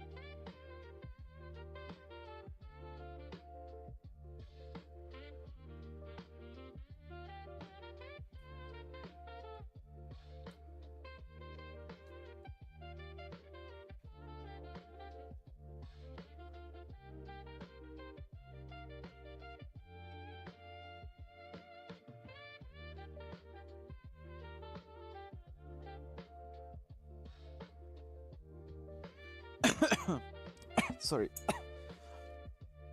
Um, well, honestly, I decided to buy this tablet once I started working, because back then I used to work only traditionally, and I used to work with, you know, paper and inks. And after my first project, working on comics, that's when I decided, like, no, I need to speed things up. Like, I don't have the time, so I'm just going to start working digitally. And that's when I bought the tablet.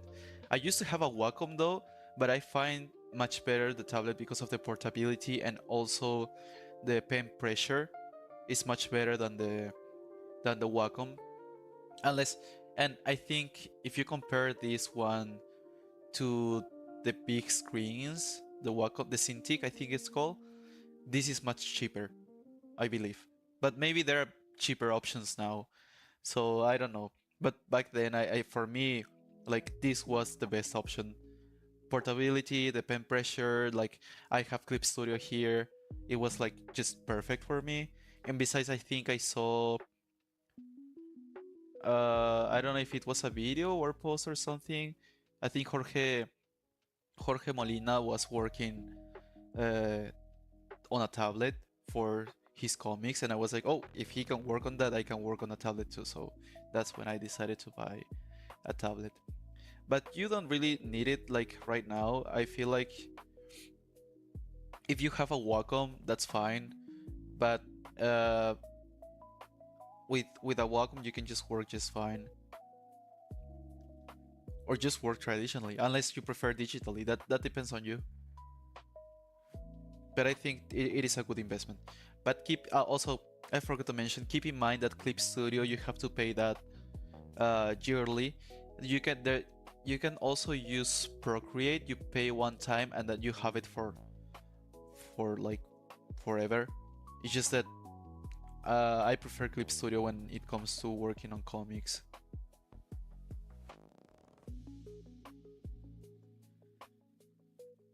I hope, I don't know if that answered your question.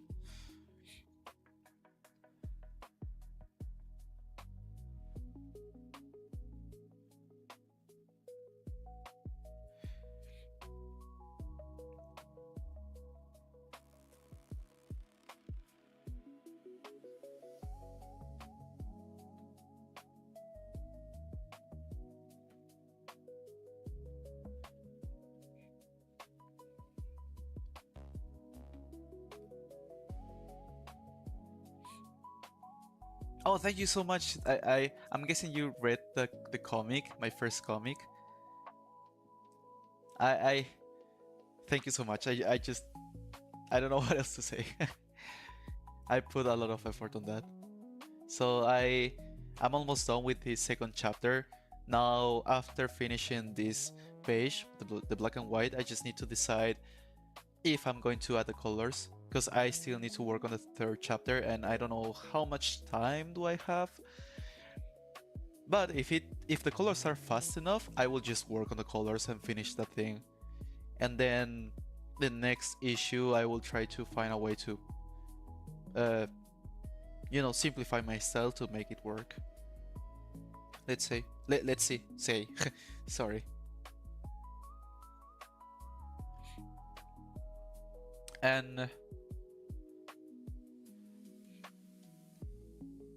yeah.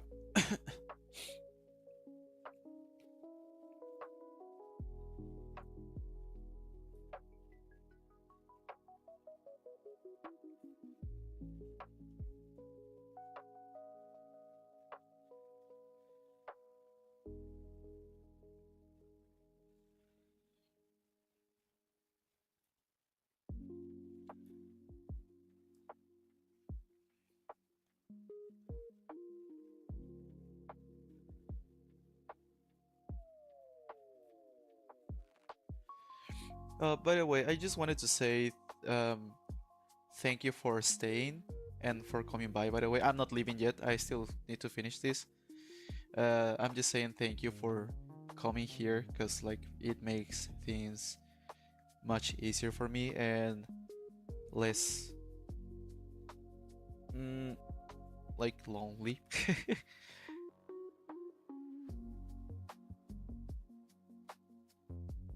So I'm just happy to have you guys here and be uh, working with some company.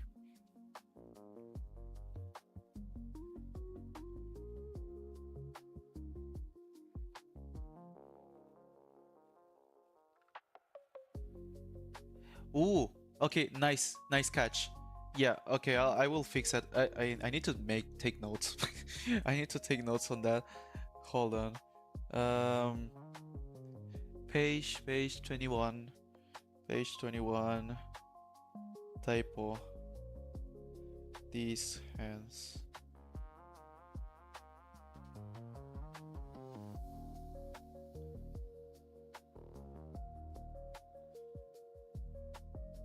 All right. And fix balloons. Fix speech balloons. Increase anti-aliasing.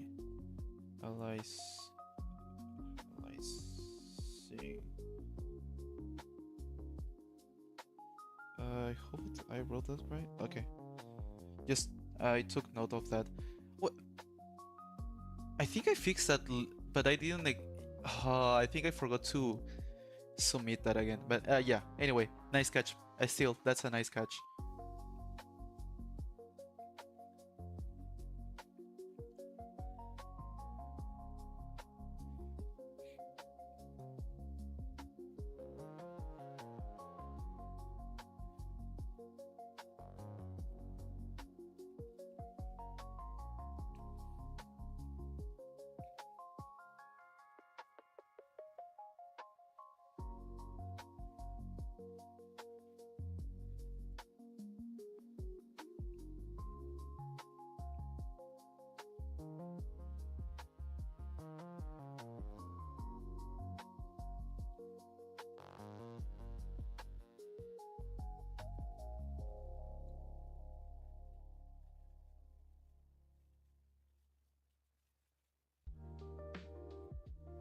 Oh no. Alright.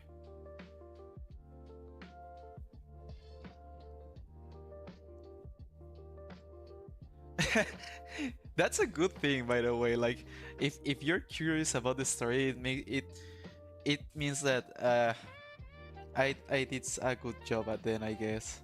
I'm happy to hear that. I was worried, honestly. Like, oh, is this like good enough for people? Like, will they want to read more? I just need to finish now. The story as fast as possible. Otherwise, uh the quote unquote hype will just stop. So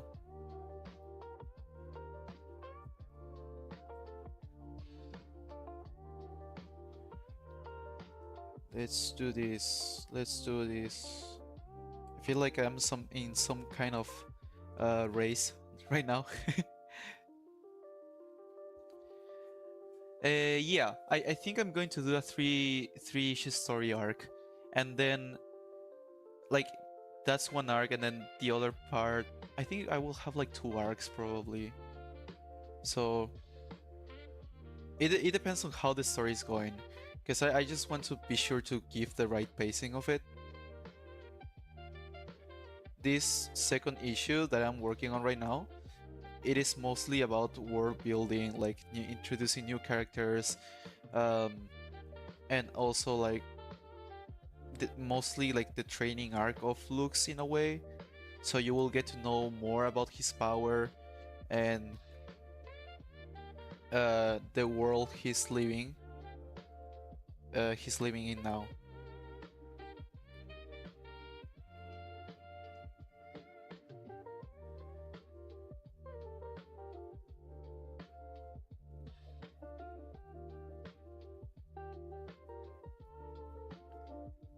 Hopefully, yeah. That's the plan for the future.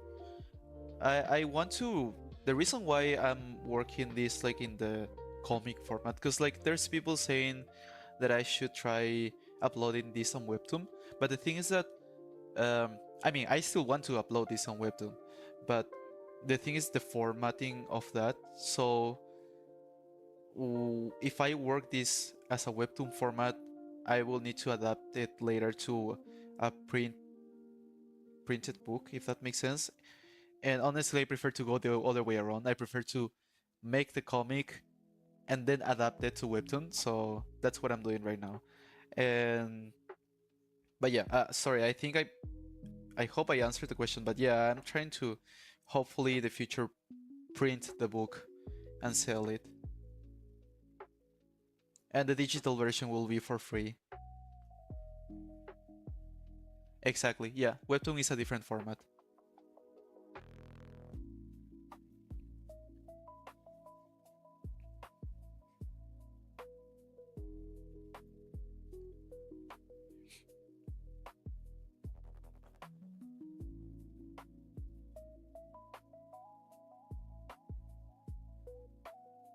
Honestly, like um sadly some details will be lost once I've adapt that for Webtoon. So yeah, that's why I'm doing this like in this format, like the classic format.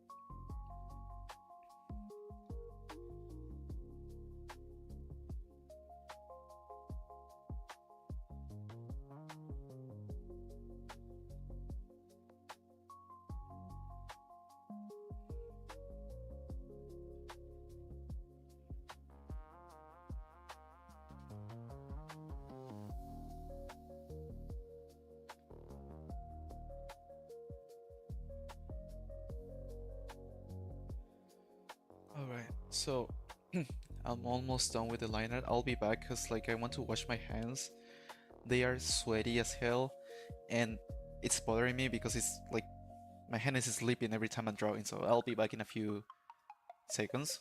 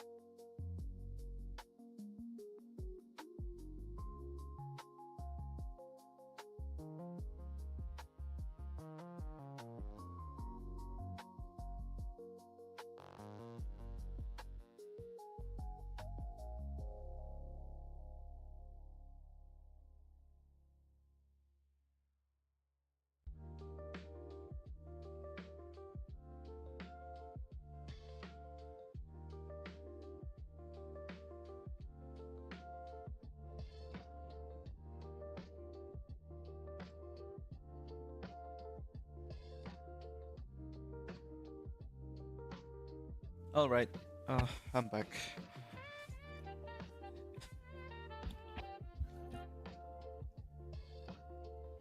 Yeah, okay, still working.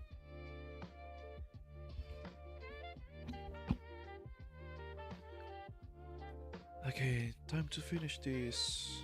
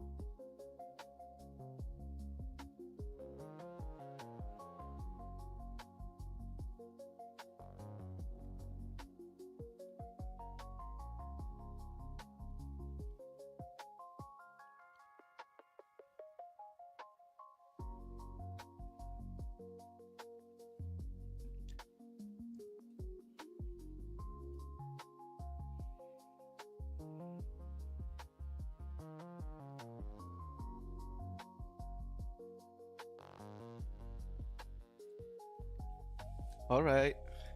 Oh, oh, that's cool.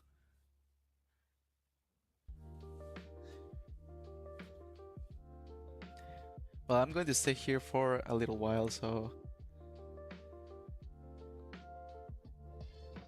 don't worry.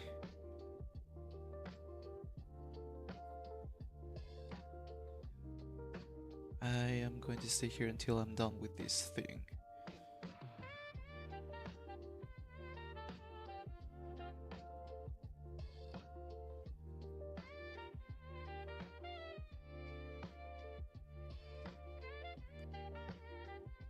Oops.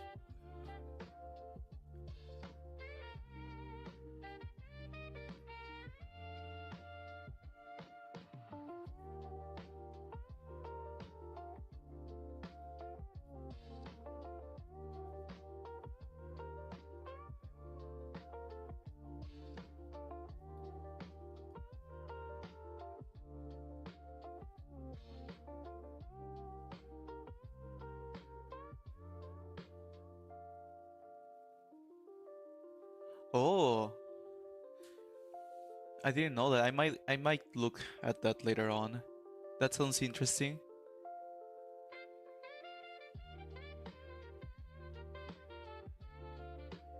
Oh,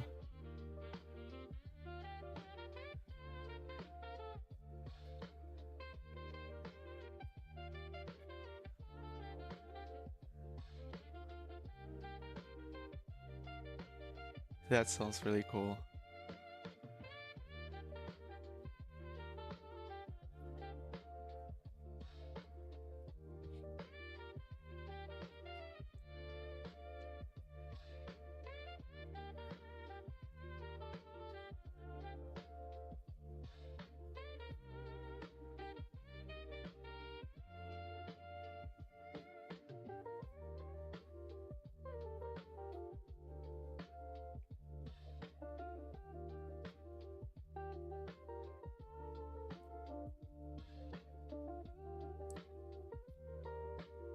Oh wow, that's a lot of. That's a huge book then.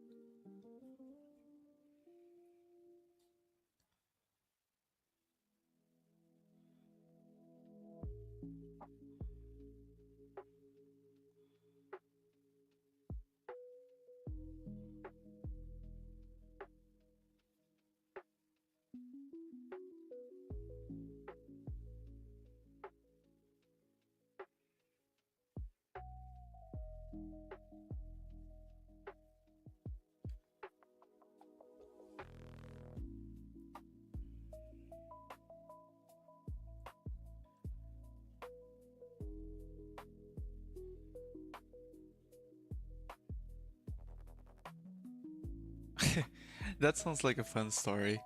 Like, and that's what makes it even better, because he was doing it for fun. I didn't know it was. I didn't know he created that out of, like, just for fun.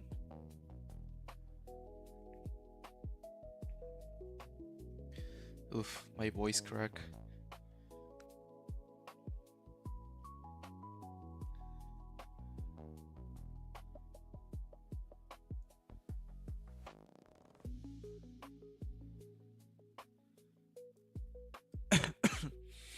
Mm-mm-mm-mm.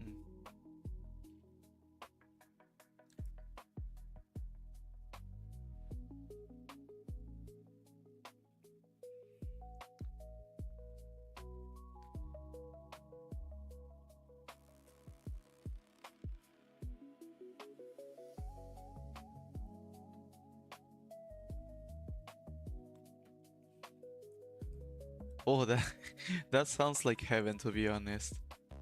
Working on something on a comic without deadlines and no rush. How long did it take the artist to finish the whole book?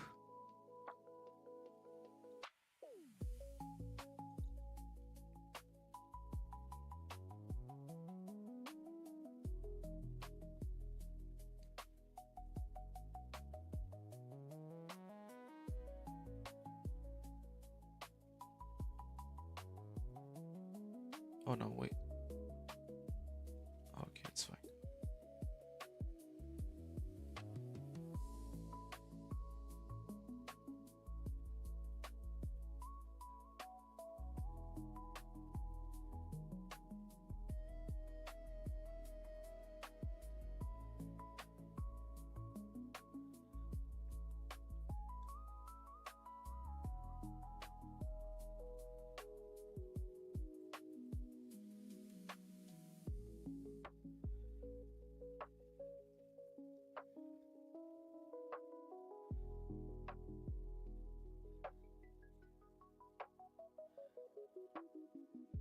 4 years? Whoa. Well, it's like 220 pages each volume. Kinda makes sense.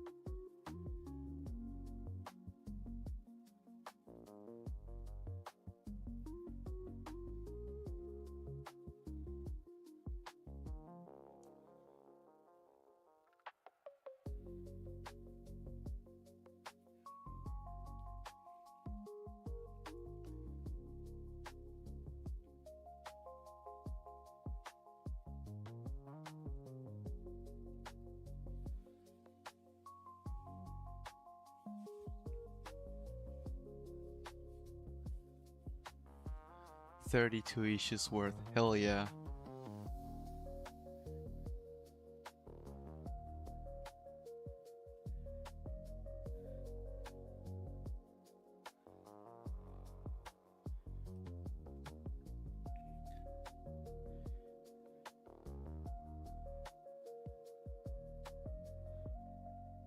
Honestly, that's kind of my goal too with this comic. I want to make this for fun, without without rush, without a deadline. but at the same time, without taking too much time though, because um, I don't know. I just want to see this done soon. Sounds kind of cool to have like your own book, your own comic physically there, like, and feel proud of that. Like I made this, you know.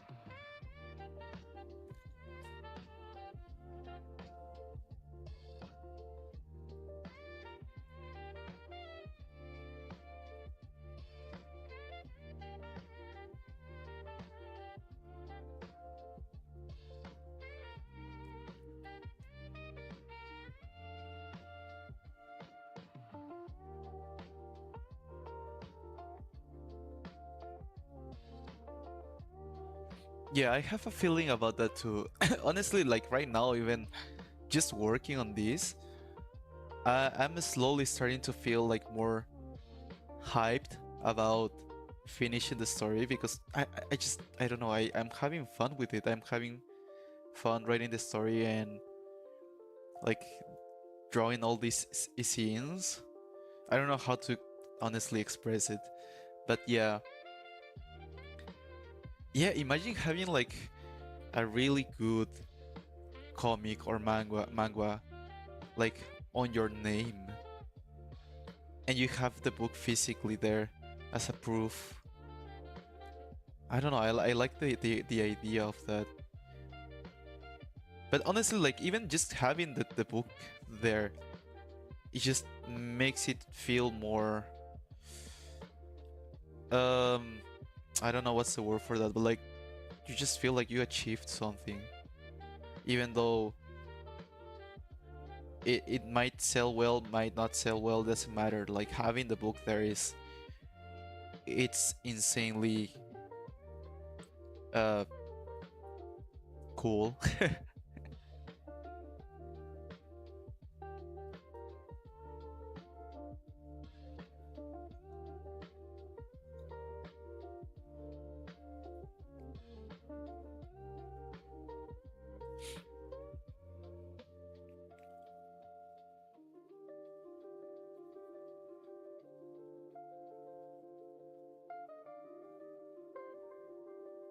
Keep it up, keep it up. Just with time.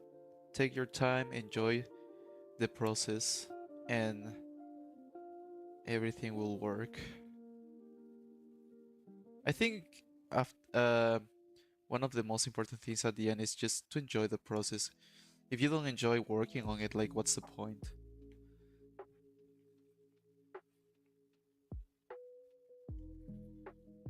What am I doing here?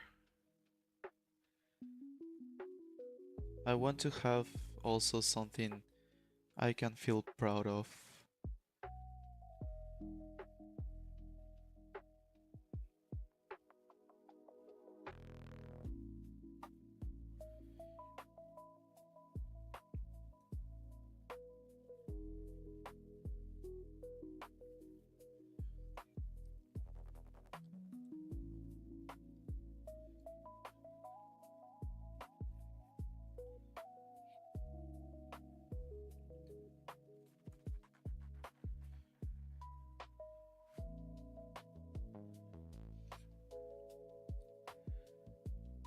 Yeah, selling this, like, if I end up selling this, the physical comic, I mean, and selling well, that's definitely a plus.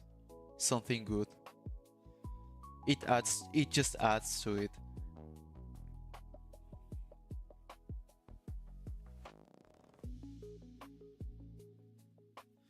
Why do I keep changing the color of this brush? Uh, my my hand, it's my hand.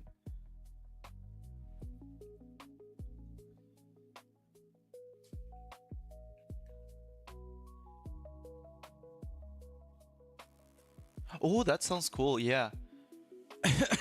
I could sell that on my own or make a like a Kickstarter. Hopefully I will open a Kickstarter, you know? I just need to know how though, because like I don't know if I'm allowed to do Kickstarter on Peru, because I'm from Peru. I mean, I'm here in Canada right now, but um, yeah.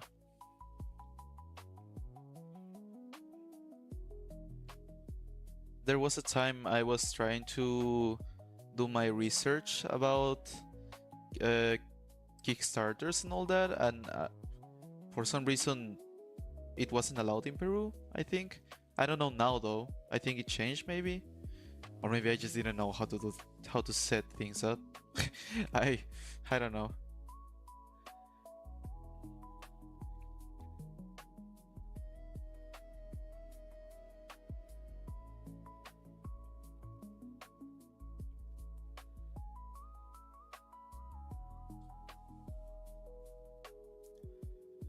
Oh,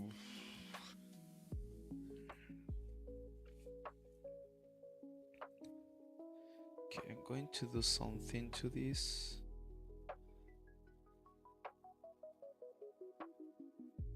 No, never mind. Mm, how can I do this? Because I want to add the shadows on top, but I feel like it's going to blend with the bars. Let's see. Yellow.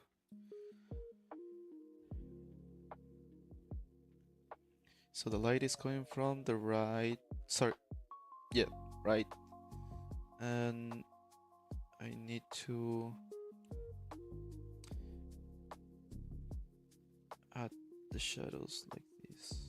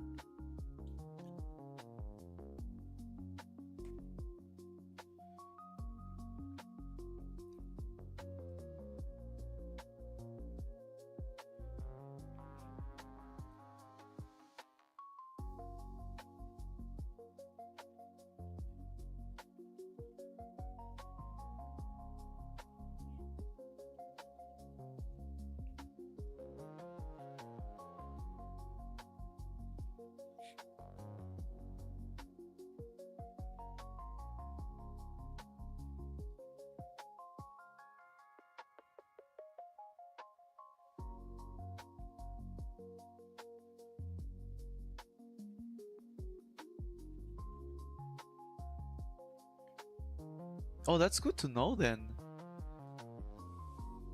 Okay, so I can still use Kickstarter if with a friend or someone else, maybe a family member. Okay, that makes sense. That could work.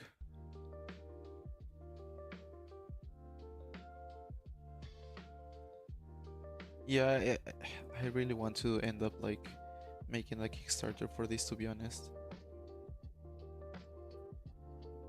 If people end up like enjoying the story and the artwork, I think it will be worth it to make it physical, like make a physical book copy.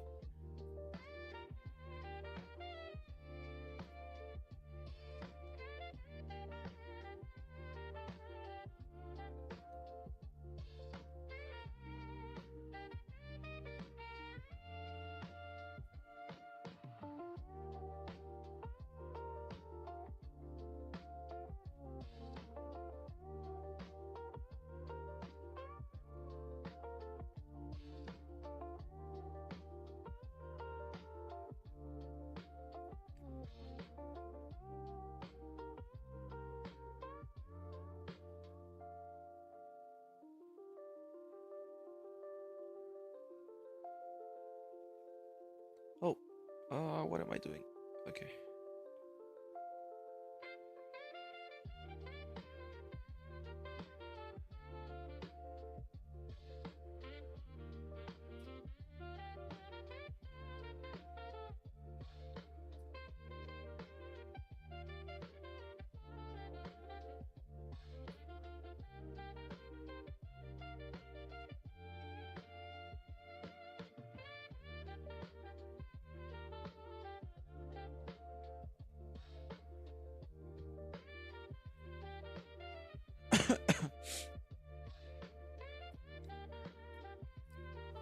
All right. Okay, so this is almost done. Now I'm going to add another layer here. I think I'm just going to mix these two, background and inks. And this one is going to be called shadows for the gray tones. So 75. And now we start adding the gray tones on top.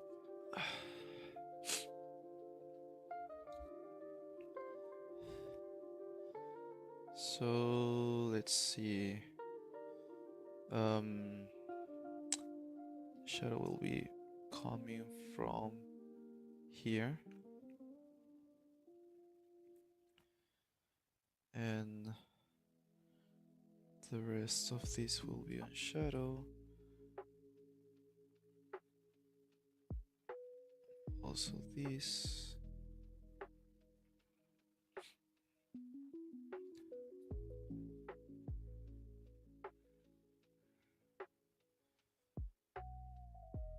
And now, oh, okay, this is going to be tricky. Maybe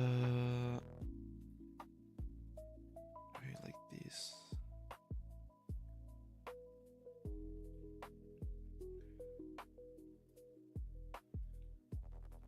And the rest of this in shadow.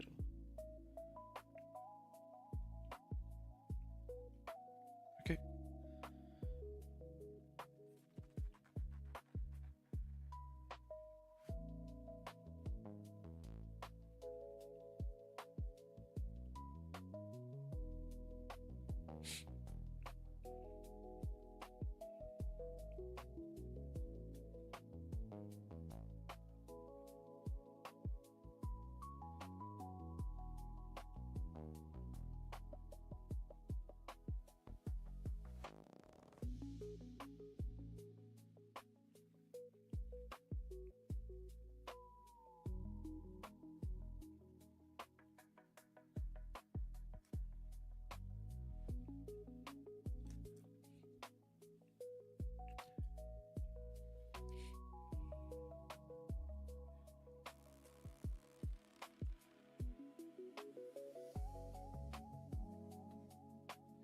Oh, I heard about global comics. That was one another option to upload the comic, but I didn't know like how mm, how many people read through there. Um, so yeah, I was debating.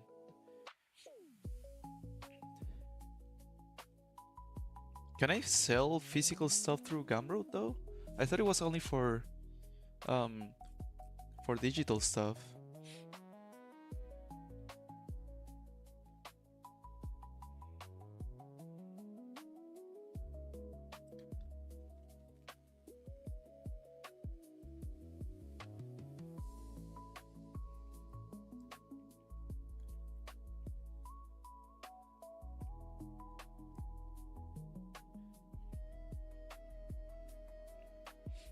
Ah, digital now.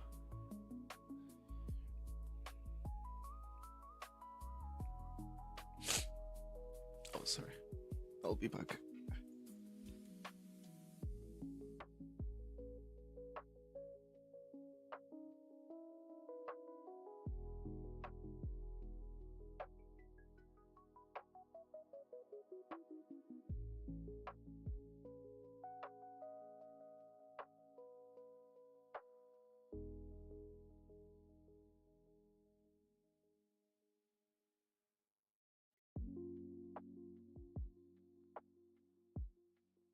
All right.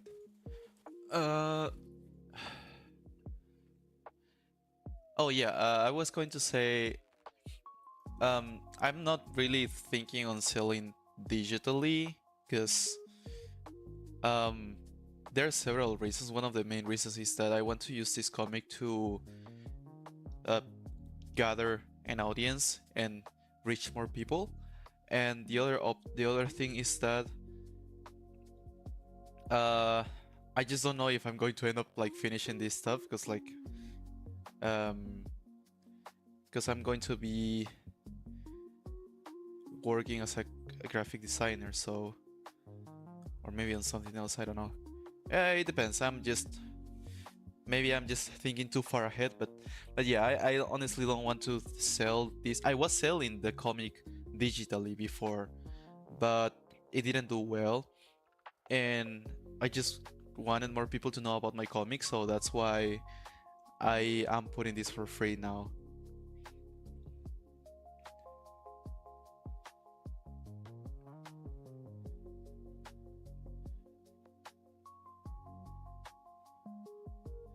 Oh, I'm getting confused. Hold on. The light is coming from the other side. Okay.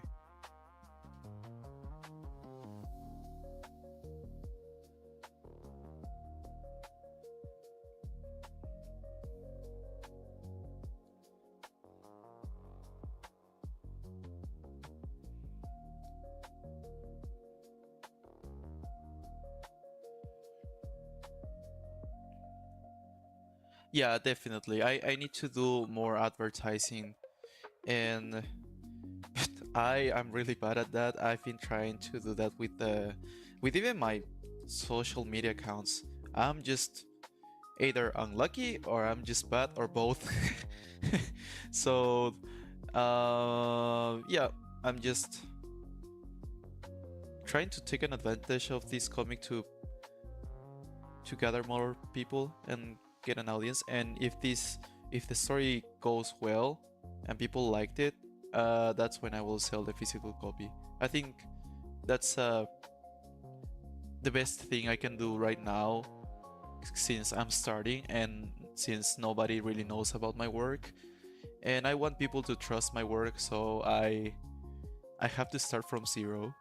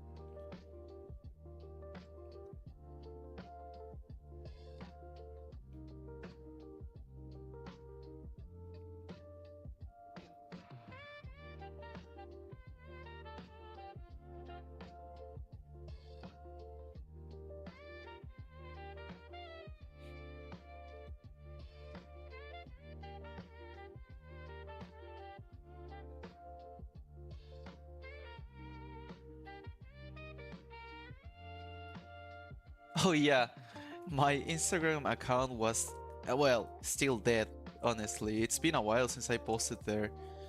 I don't really I felt like I was wasting time there, honestly. The algorithm now in Instagram is so weird. Like most of the time, even when you're following people, uh 80% of the time you won't see their work. You will see like advertisement about anything.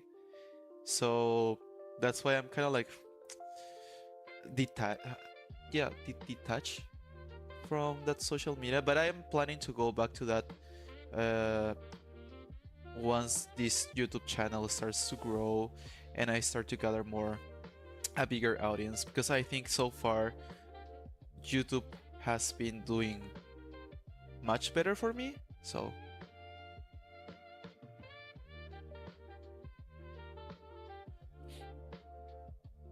probably, I don't know, it depends. Oh, another reason. Well, I'm trying to keep it secret so far, my YouTube channel, because I don't want. I have friends there that know me, so I don't want them, all of them, to know about my YouTube channel. I'm still trying to be cautious about that.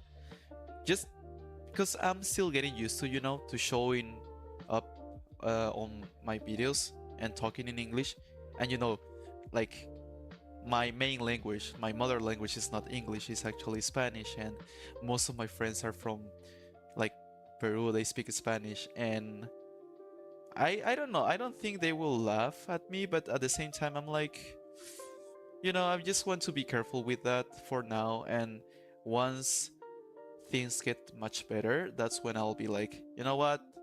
Let's just go with it. I'm just going to start posting on Instagram now and let everyone know about my channel, because, if it's going well, why not, right?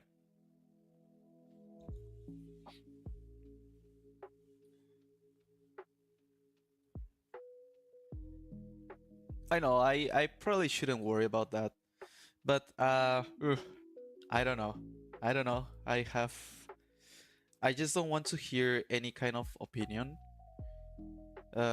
from all, like, about that, because uh I just want to trust myself now and go with my guts about this.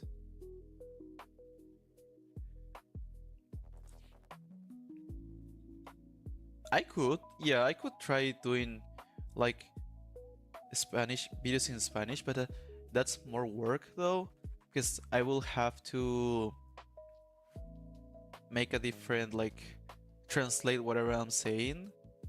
So right now, as of now, I want to keep things simple because of time. Um, so I'm going to speak mostly in English. Every now and then, like for example, there's people who here who speak Spanish, and if they speak to me in Spanish, I will speak to them in Spanish. That's okay. Um, but yeah, I'm just trying to speak in English so I can reach to more people around the world, and just to expand my what's the word for that? I forgot. But just not limit myself to just people speaking Spanish, because they also speak English. So, well, most of them, not all of them, but most of them, I think.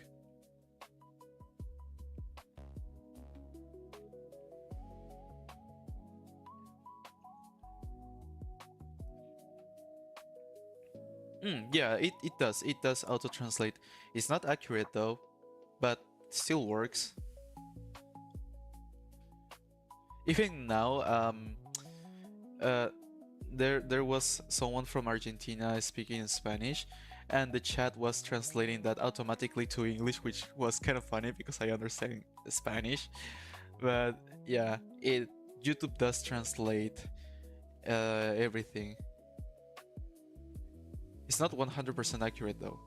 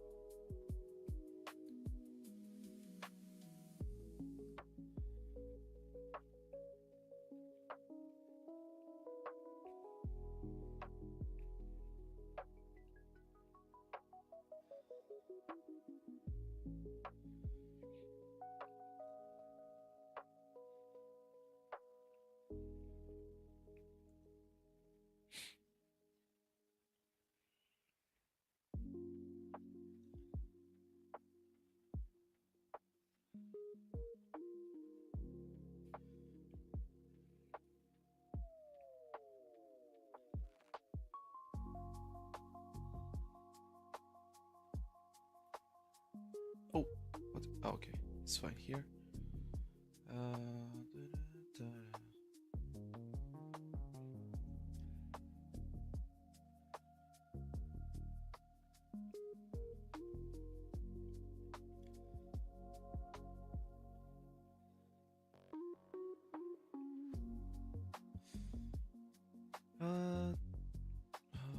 okay, let's see.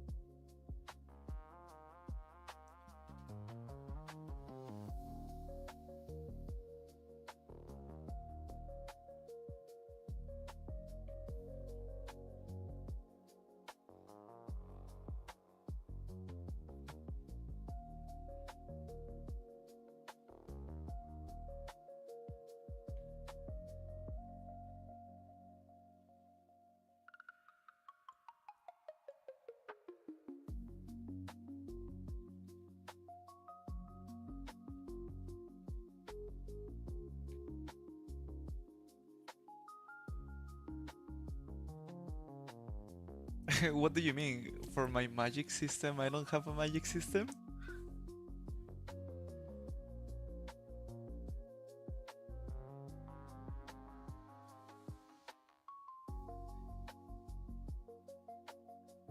Oh,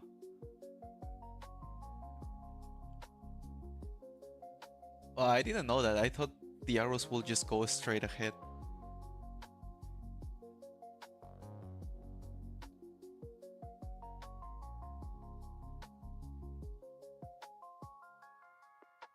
Ah, that's what you mean. Like, it's basically just skills, but it looks like magic. Eh, I don't know if that makes sense for does did I say that correctly? Does that make sense what I said?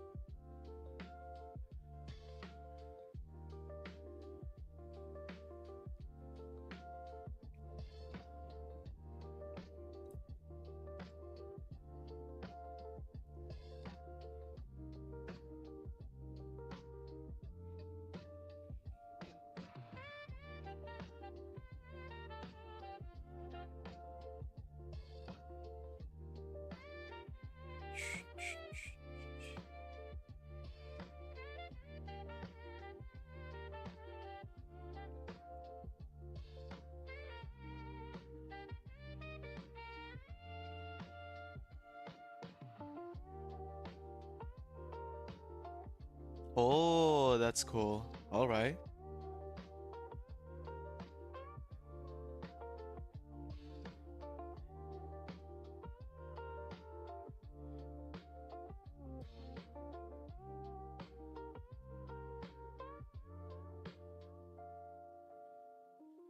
Are you basing the story on something in specific? Like, do you have any story in mind that inspires you?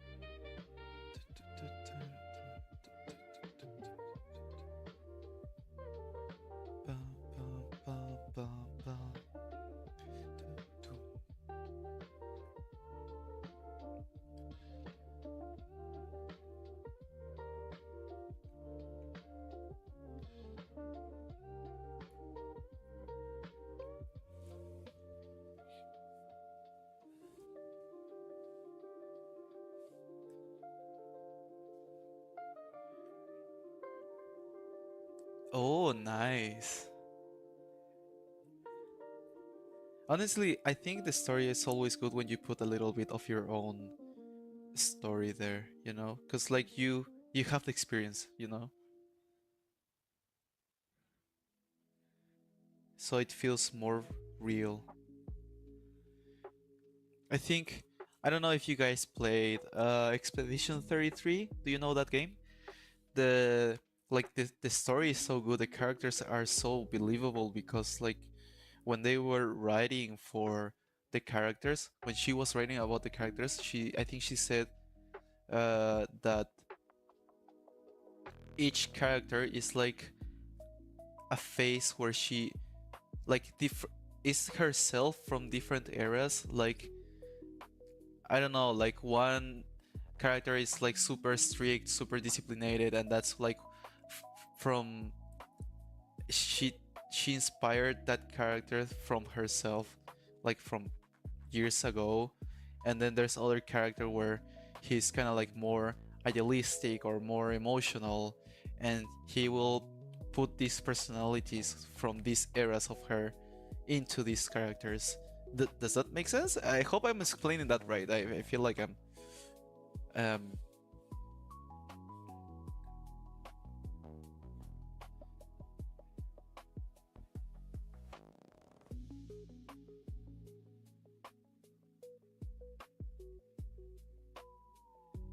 oh, I didn't know that. I didn't know you used to hate art. And now look at you. You're drawing like for 2 hours a day. That's that's huge. Honestly, that's huge. And that's true. Other people, they tend to hate what they don't understand.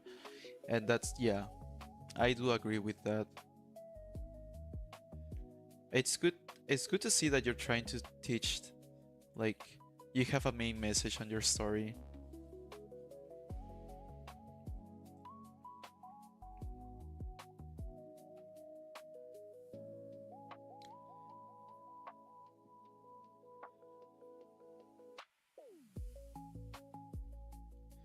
For me, I think I said it before, like the thing that I want to say with my story at the end is that you can't just change the past. You just have to keep moving, you know? Going you the only thing you can change is the future, not the past. So you grow and you just try to be better.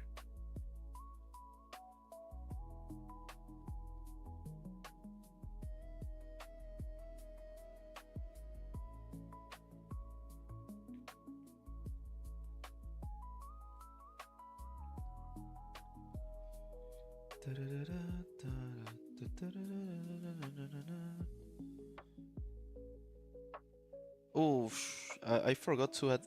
I need to add some stuff here. I'm just going to fix some things here. Turn blue.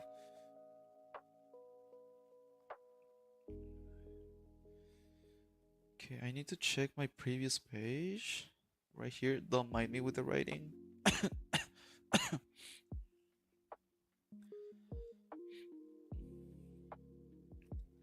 Okay, so I'm looking from this angle. So I think what I can end up like drawing is the files, the papers over here. I hope I. Sorry if I'm blocking the view with my hair. Sometimes I don't realize that. I'm just going to, right now, add some stuff. I think I can just fake, honestly, most of the stuff here because people won't understand at the end what is going on here. They just know that there are like some laboratory stuff around, but there's no like. I don't think it's necessary to understand what the heck is going on in every single uh, part of this, you know? I need to suggest stuff, so... And besides, I don't want to waste too much time doing something that people won't even notice, so... Whenever people are reading comics, they tend to pass the pages so fast. So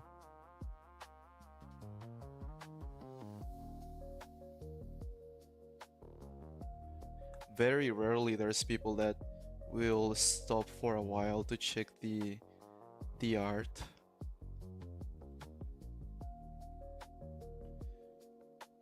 All right, I think that's fine.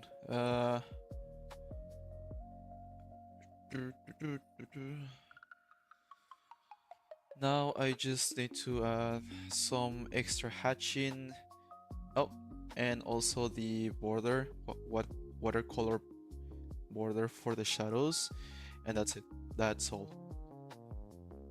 And I will work offline of the stream a little bit the lettering and the sound effects.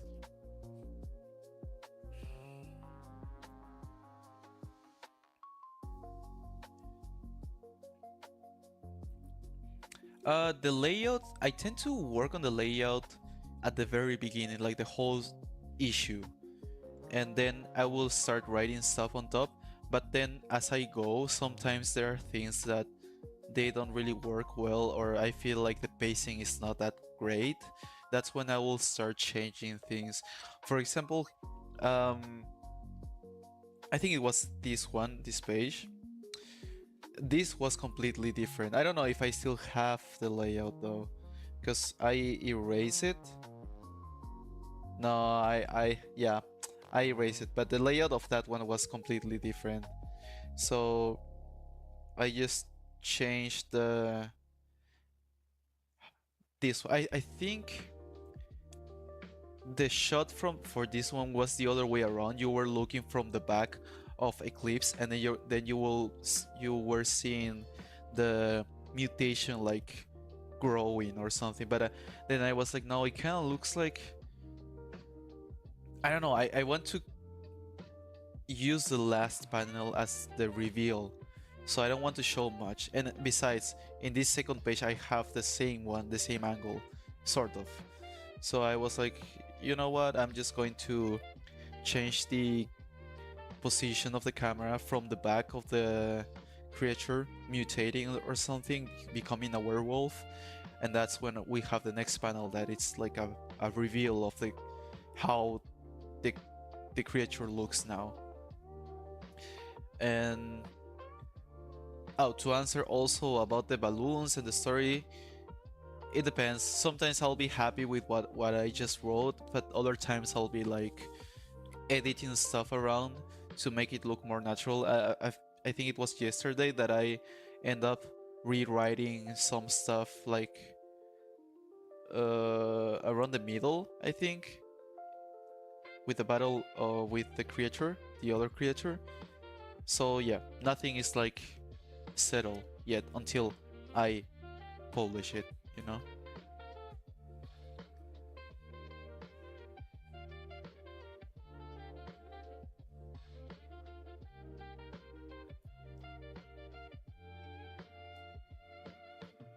I don't really block the balloons. Sometimes I do, sometimes I really don't. I try at times to think of the balloons, but not often. I just want to. I try to think mostly of the frame of the page, of the shot, like making it look cinematic as possible, and that's when I will figure out later like where to place the balloons. Sometimes it works, sometimes it doesn't work. Sometimes I will end up like overlapping too much stuff, and I will end up like covering most of my art, but that's fine. It really depends.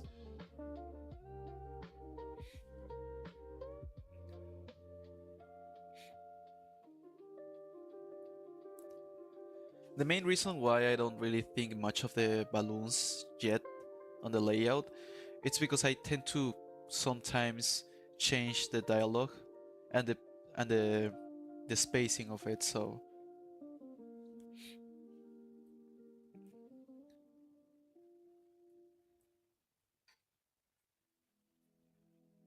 yeah, no problem.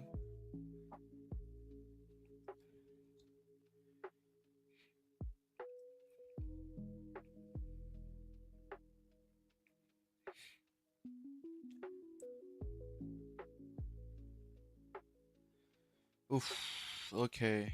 Uh.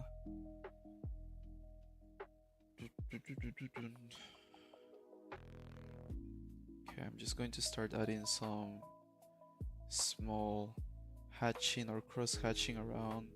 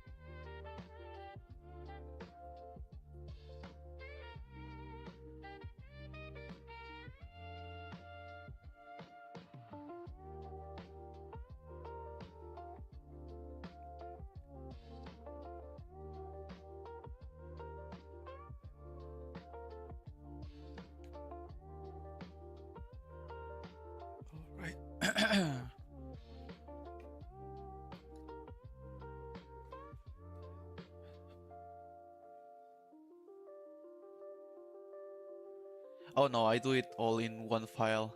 Sorry, I took so long to answer that. Um, I prefer to have it all in one file, just like this.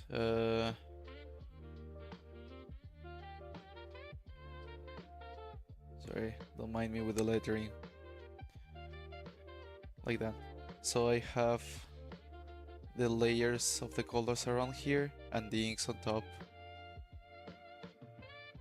Like that.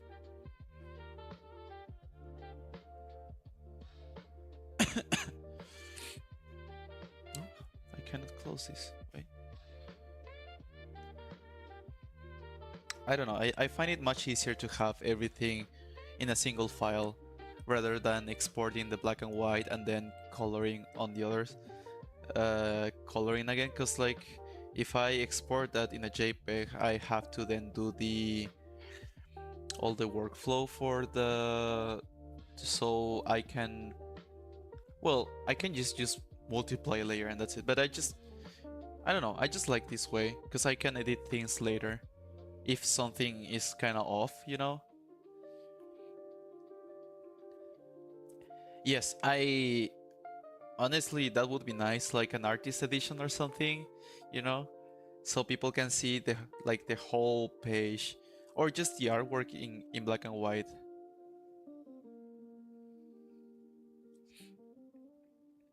Hi, hello, welcome back. Thank you so much for the compliment. Yeah, we are almost done with the page. I'm just adding some last details, last touches on the page just to make it look polished, and that's it. And that this is like the last page of the comic, and after that I just need to check my writing, the lettering, adding some sound effects maybe on some of the pages, and that's it. Maybe, but I'm still thinking on adding some colors though. So I think if, by the way, if I end up like printing out a black and white version, um, wait, should I make it with the like a bigger size or with how is it called?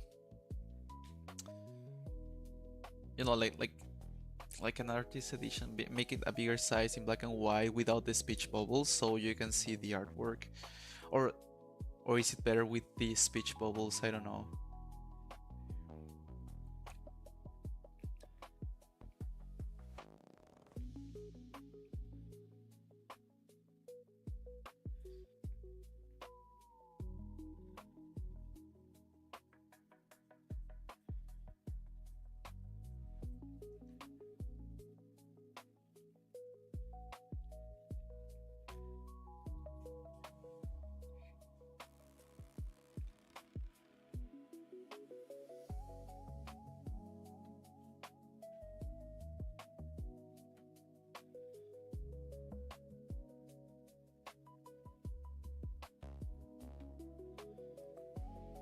Okay,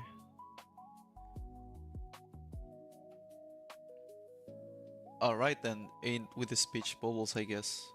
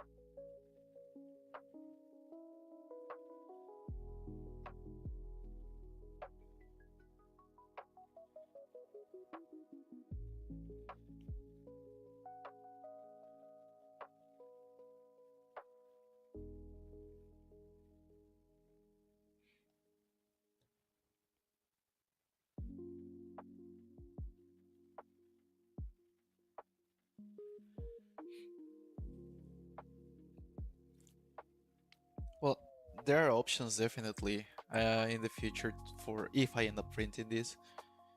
Oh man, I'm kind of well, I'm more excited now to finish this whole thing.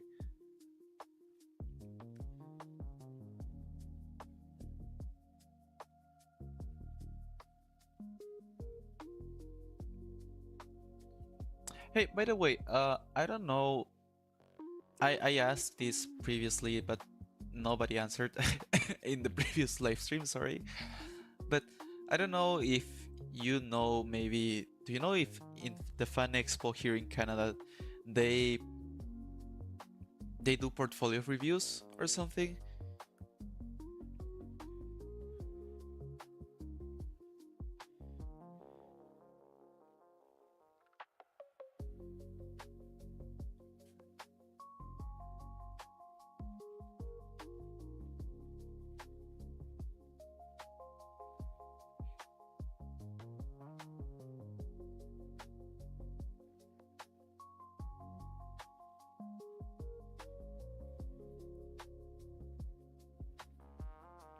Oh, to answer that about why, I mean, it was on Gumroad before, but I had to take it down because I don't know how the. Mm, I'm kind of like scared. That's the word I would say to sell stuff right now because since I'm a student, international student here in Canada, I don't know if I am allowed to sell stuff as a freelancer because I think that counts as a full-time job, and for that I need like a permit, and I only have like a student permit, study permit, sorry. So I'm still debating on selling stuff online right now, and besides I kind of um what I want to have experience in other jobs too, so I'm trying to apply on other stuff. But yeah, I'm just right now I'm just not selling, and besides I don't know, I just don't want to get any revenue yet from the from this comic because I want to make sure I'm going to finish this. I just don't want people to waste money on something that I don't know if I'm going to finish, you know? I just want to feel first more confident about this comic and let people feel more confident about my work too.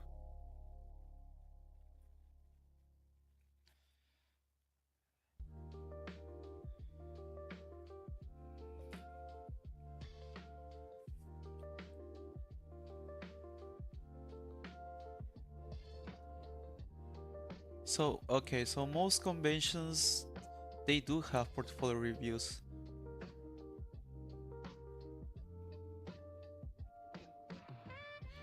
That's true. I mean, I still want to work, you know. I want to work as a comic artist and uh because yeah, honestly, like I'm doing this right now, quote unquote full time until the summer ends. Because after that, I have to go back to study graphic design, and once I graduate, I'm going to need to work on that as a graphic designer because I need a more stable job.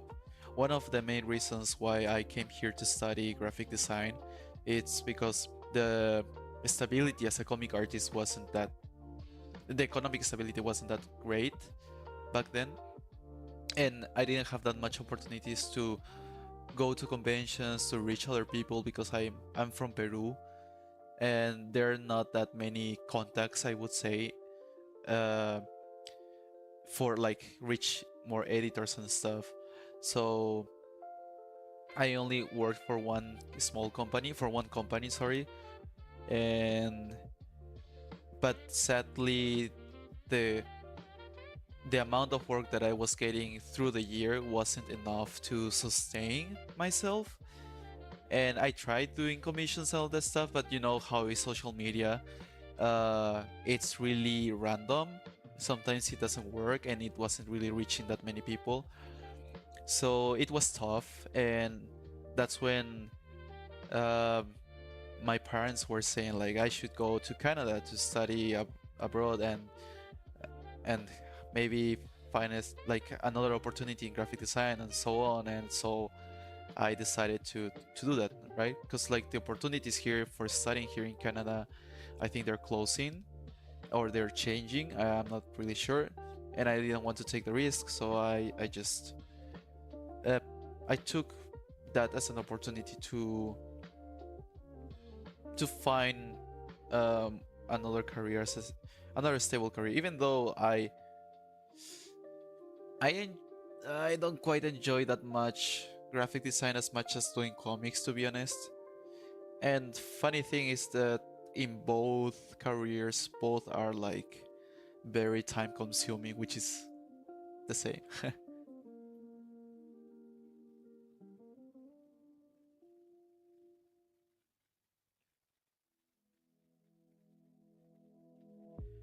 Yeah, that's true.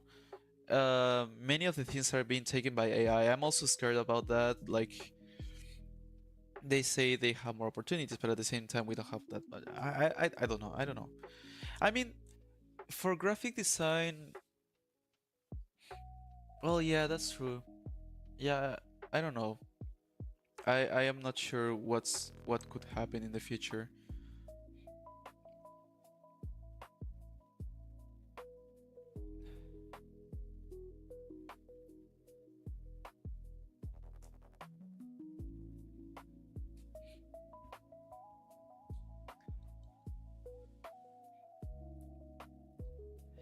AI honestly is improving so fast that it's kind of scary. Lately, I seen like a small um, documentary or news about students like kids not wanting to go to college and they want to study. They don't want to study like anything related to programming or coding or that kind of stuff, like any technology stuff. They prefer to do manual stuff like, what's the word in English? Carpentry? Carpentry? No. Carpinteria.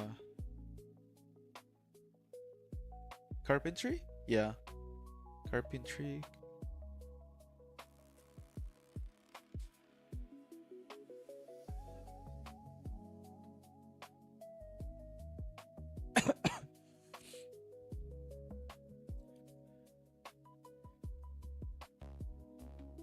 Definitely, yes. I definitely want to go to more conventions and sell this stuff.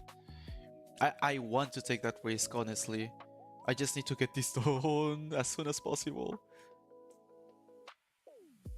That's why I say, like, I don't know if I have the time, but I have to find a way to make it work, honestly. I'm so glad to hear, honestly, that you're saying that my storytelling and the lines are, like, clear, clean, great storytelling, great story, like the characters and so on. Like, that's a huge compliment. I really appreciate those words, and it makes me feel more confident about what I'm doing. I want to take, honestly, the risk of selling my comic and make a living out of it, you know?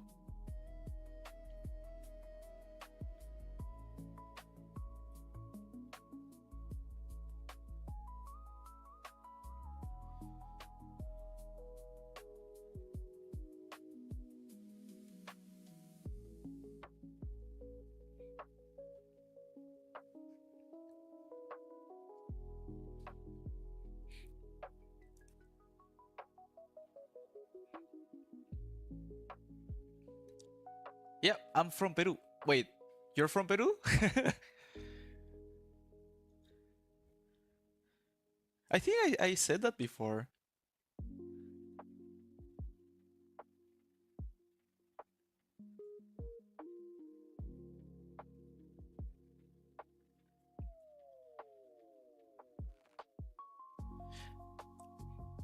Yeah, I try my best, honestly, to vary a lot the angles in each single panel to avoid any kind of repetitiveness. Is that a word? Um, to make it more interesting and engaging. I want you to be able to, like, no, I want the pages to be able to drag you to the story. Like you see one panel and then you will be like going through each single panel without even noticing. or at least that's my goal.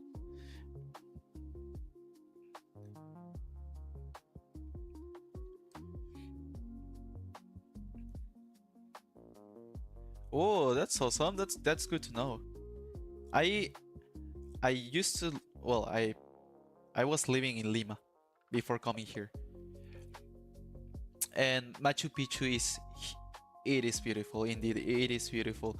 Sadly, I couldn't enjoy it that much when I went there because I had like a big migraine. I just can't handle the height. So,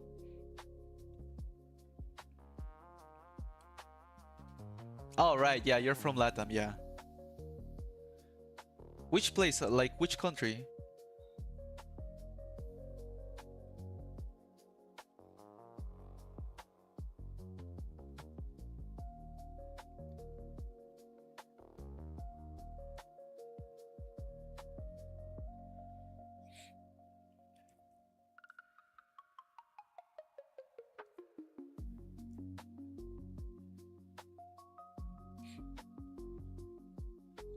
Oh, the mint candy. Wait, no, not mint. Is the I forgot the name, but yeah, I they gave us also those candies to help us with height. It's sorry about that. It's horrible. It's horrible. Like I think we went for 3 4 days, me and my family, and the whole travel I was like with a migraine. I was barely like walking, like breathing. My lips were dry, and in the middle of the night, my brain was like pumping, and I never had such a bad migraine in my life. I was like, oh no, I just want to go back. I just want to go back home. I just couldn't handle it.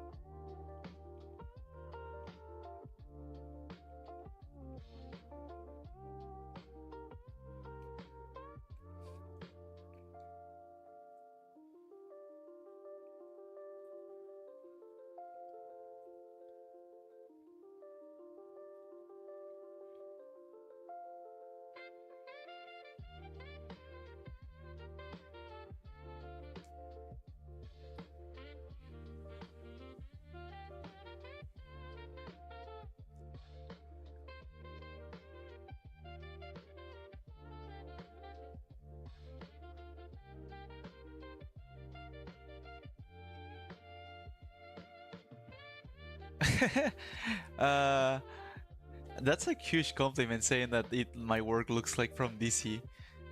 But yeah, I'm just a guy in a room in a different country, you know. So yeah. Oh, you're leaving? Have a good night, man. I have a good night. Thank you so much for coming by again, and yeah, it was a pleasure. See you, man. Thanks for the luck too.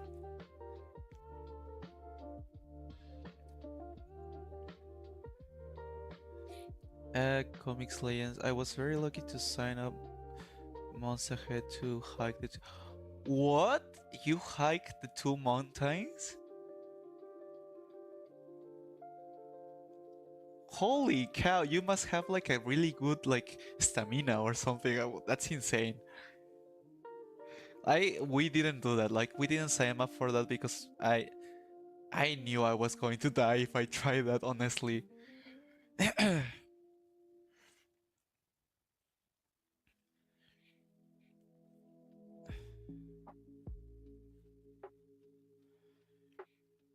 I'm pretty sure there must be like some kind of trick or something, like to get used to the height really easily. Because I just don't know how is there people, they just get used to, they're just running around walking really fast and they get used to the weather so freaking fast, which is amazing. Maybe my physique is not that great. I mean, it's been years though. Like I went there when I wasn't even training, which is like what, 4 years ago, 3 years ago, no, 4 years ago, maybe five. So it kind of makes sense. I was a really, I forgot the word again. The someone who stays in a single place, like sitting, just doing anything. I wasn't a sports guy until 4 years ago that I started going to the gym, and now I am kind of obsessed with that. I just can't help it. I just, it's fun. It's fun to lift weights.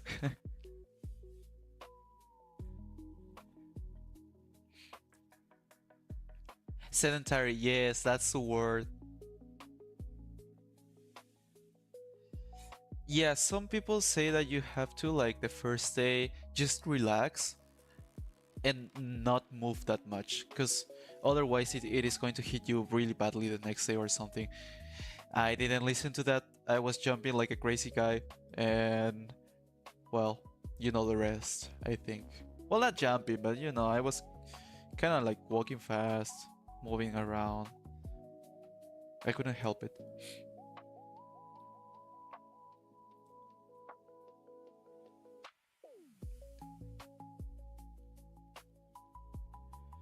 Dun, dun, dun, dun, dun, dun, dun, dun, dun, dun, dun, dun, dun, dun, dun, dun.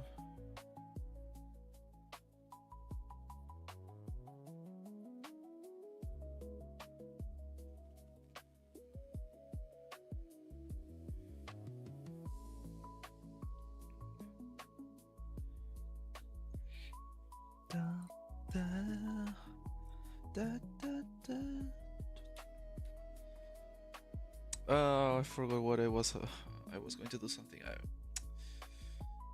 Oh yeah, I'll drag this. I'm not going to draw the background for this one. I just want to use the perspective for the speed lines. So. Oh.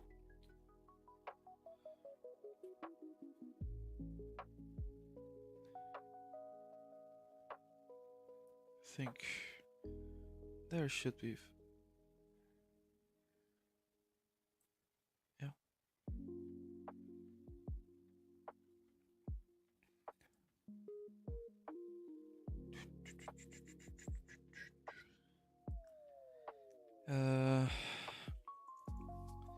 Okay, I'm going to hide all of this.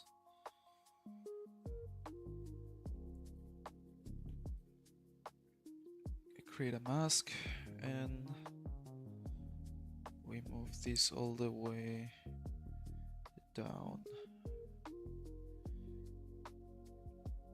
Blend, and I'm going to select these parts, turn it blue just in case, so I can see what I'm doing, the speed lines I mean. And that's it. Now I have to do the speed lines, which is going to take some time, but hopefully it looks better. If not, I will just erase it honestly and make something with the colors.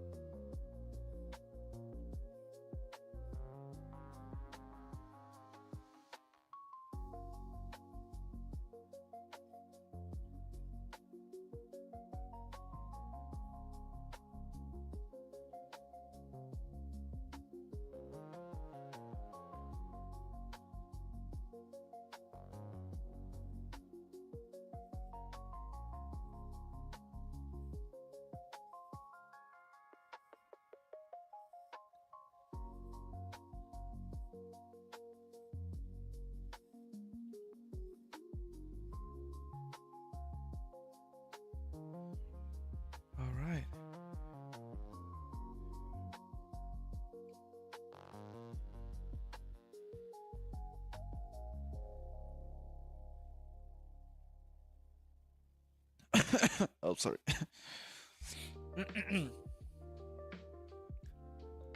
Oh, what did I just do?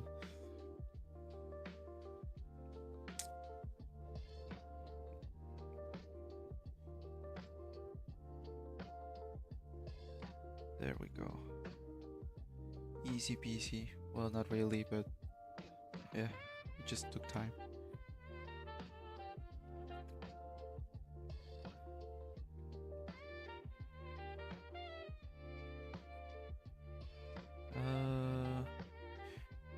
I think I'm done, but I'm pretty sure I'm going to end up like detailing more once I'm offline. So I think I will just here am I detailing more.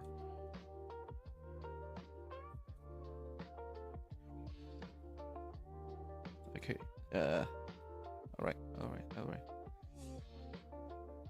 I think that's it.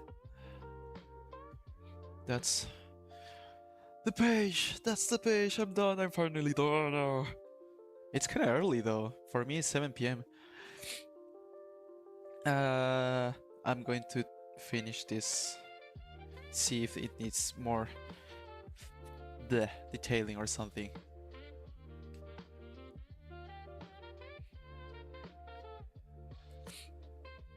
Thank you so much. Now, the hard part. Well, not really. I just need to add some color now to the rest of the pages, but that's for another day. I just need a break right now. So, do you have tutorials on how to use a perspective? I do. I do have one. Let me check. It's this one, but it's kind of outdated. Because right now I am no longer. I mean, you can check this out. That's a tutorial I did about using the perspective tool. I think I also have like some small tips about making backgrounds if that's what you're wondering. I'm just going to share the other one. I don't know, I just hope it's useful. But the first one is a tutorial about how to use the perspective tool. It's a different one. Then the other one is like how to add details to your backgrounds without overthinking it too much, like patterns, you know. But yeah, I think I need to update the tutorial because right now I am using a different grid now. I downloaded this tool. Where is it? This one, Top Gene. Top. It's a grid asset or something, and it just helps a lot to make the grid and make the background. I just place the object there, move things around, I move the settings. You can even change the perspective, like how wide the grids are, and then you don't need to like draw every single line for the grids. You just have it there. But yeah, I don't know if you can see. Can you see here? No, might be blurry though. There's a Clip Studio. You can search on the Clip Studio tools or objects, and then try to search for the perspective grid, top gene or something, a grid asset, and that's the only one I'm using now.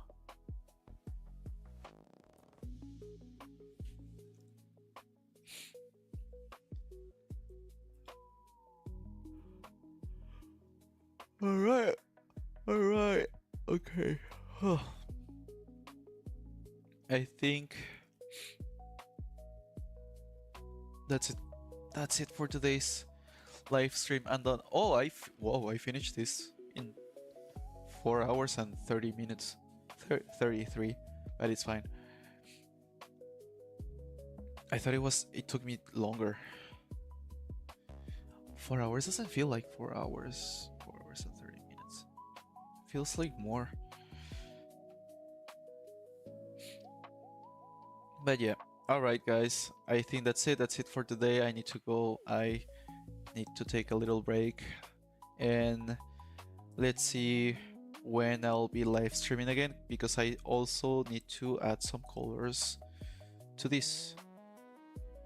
All right.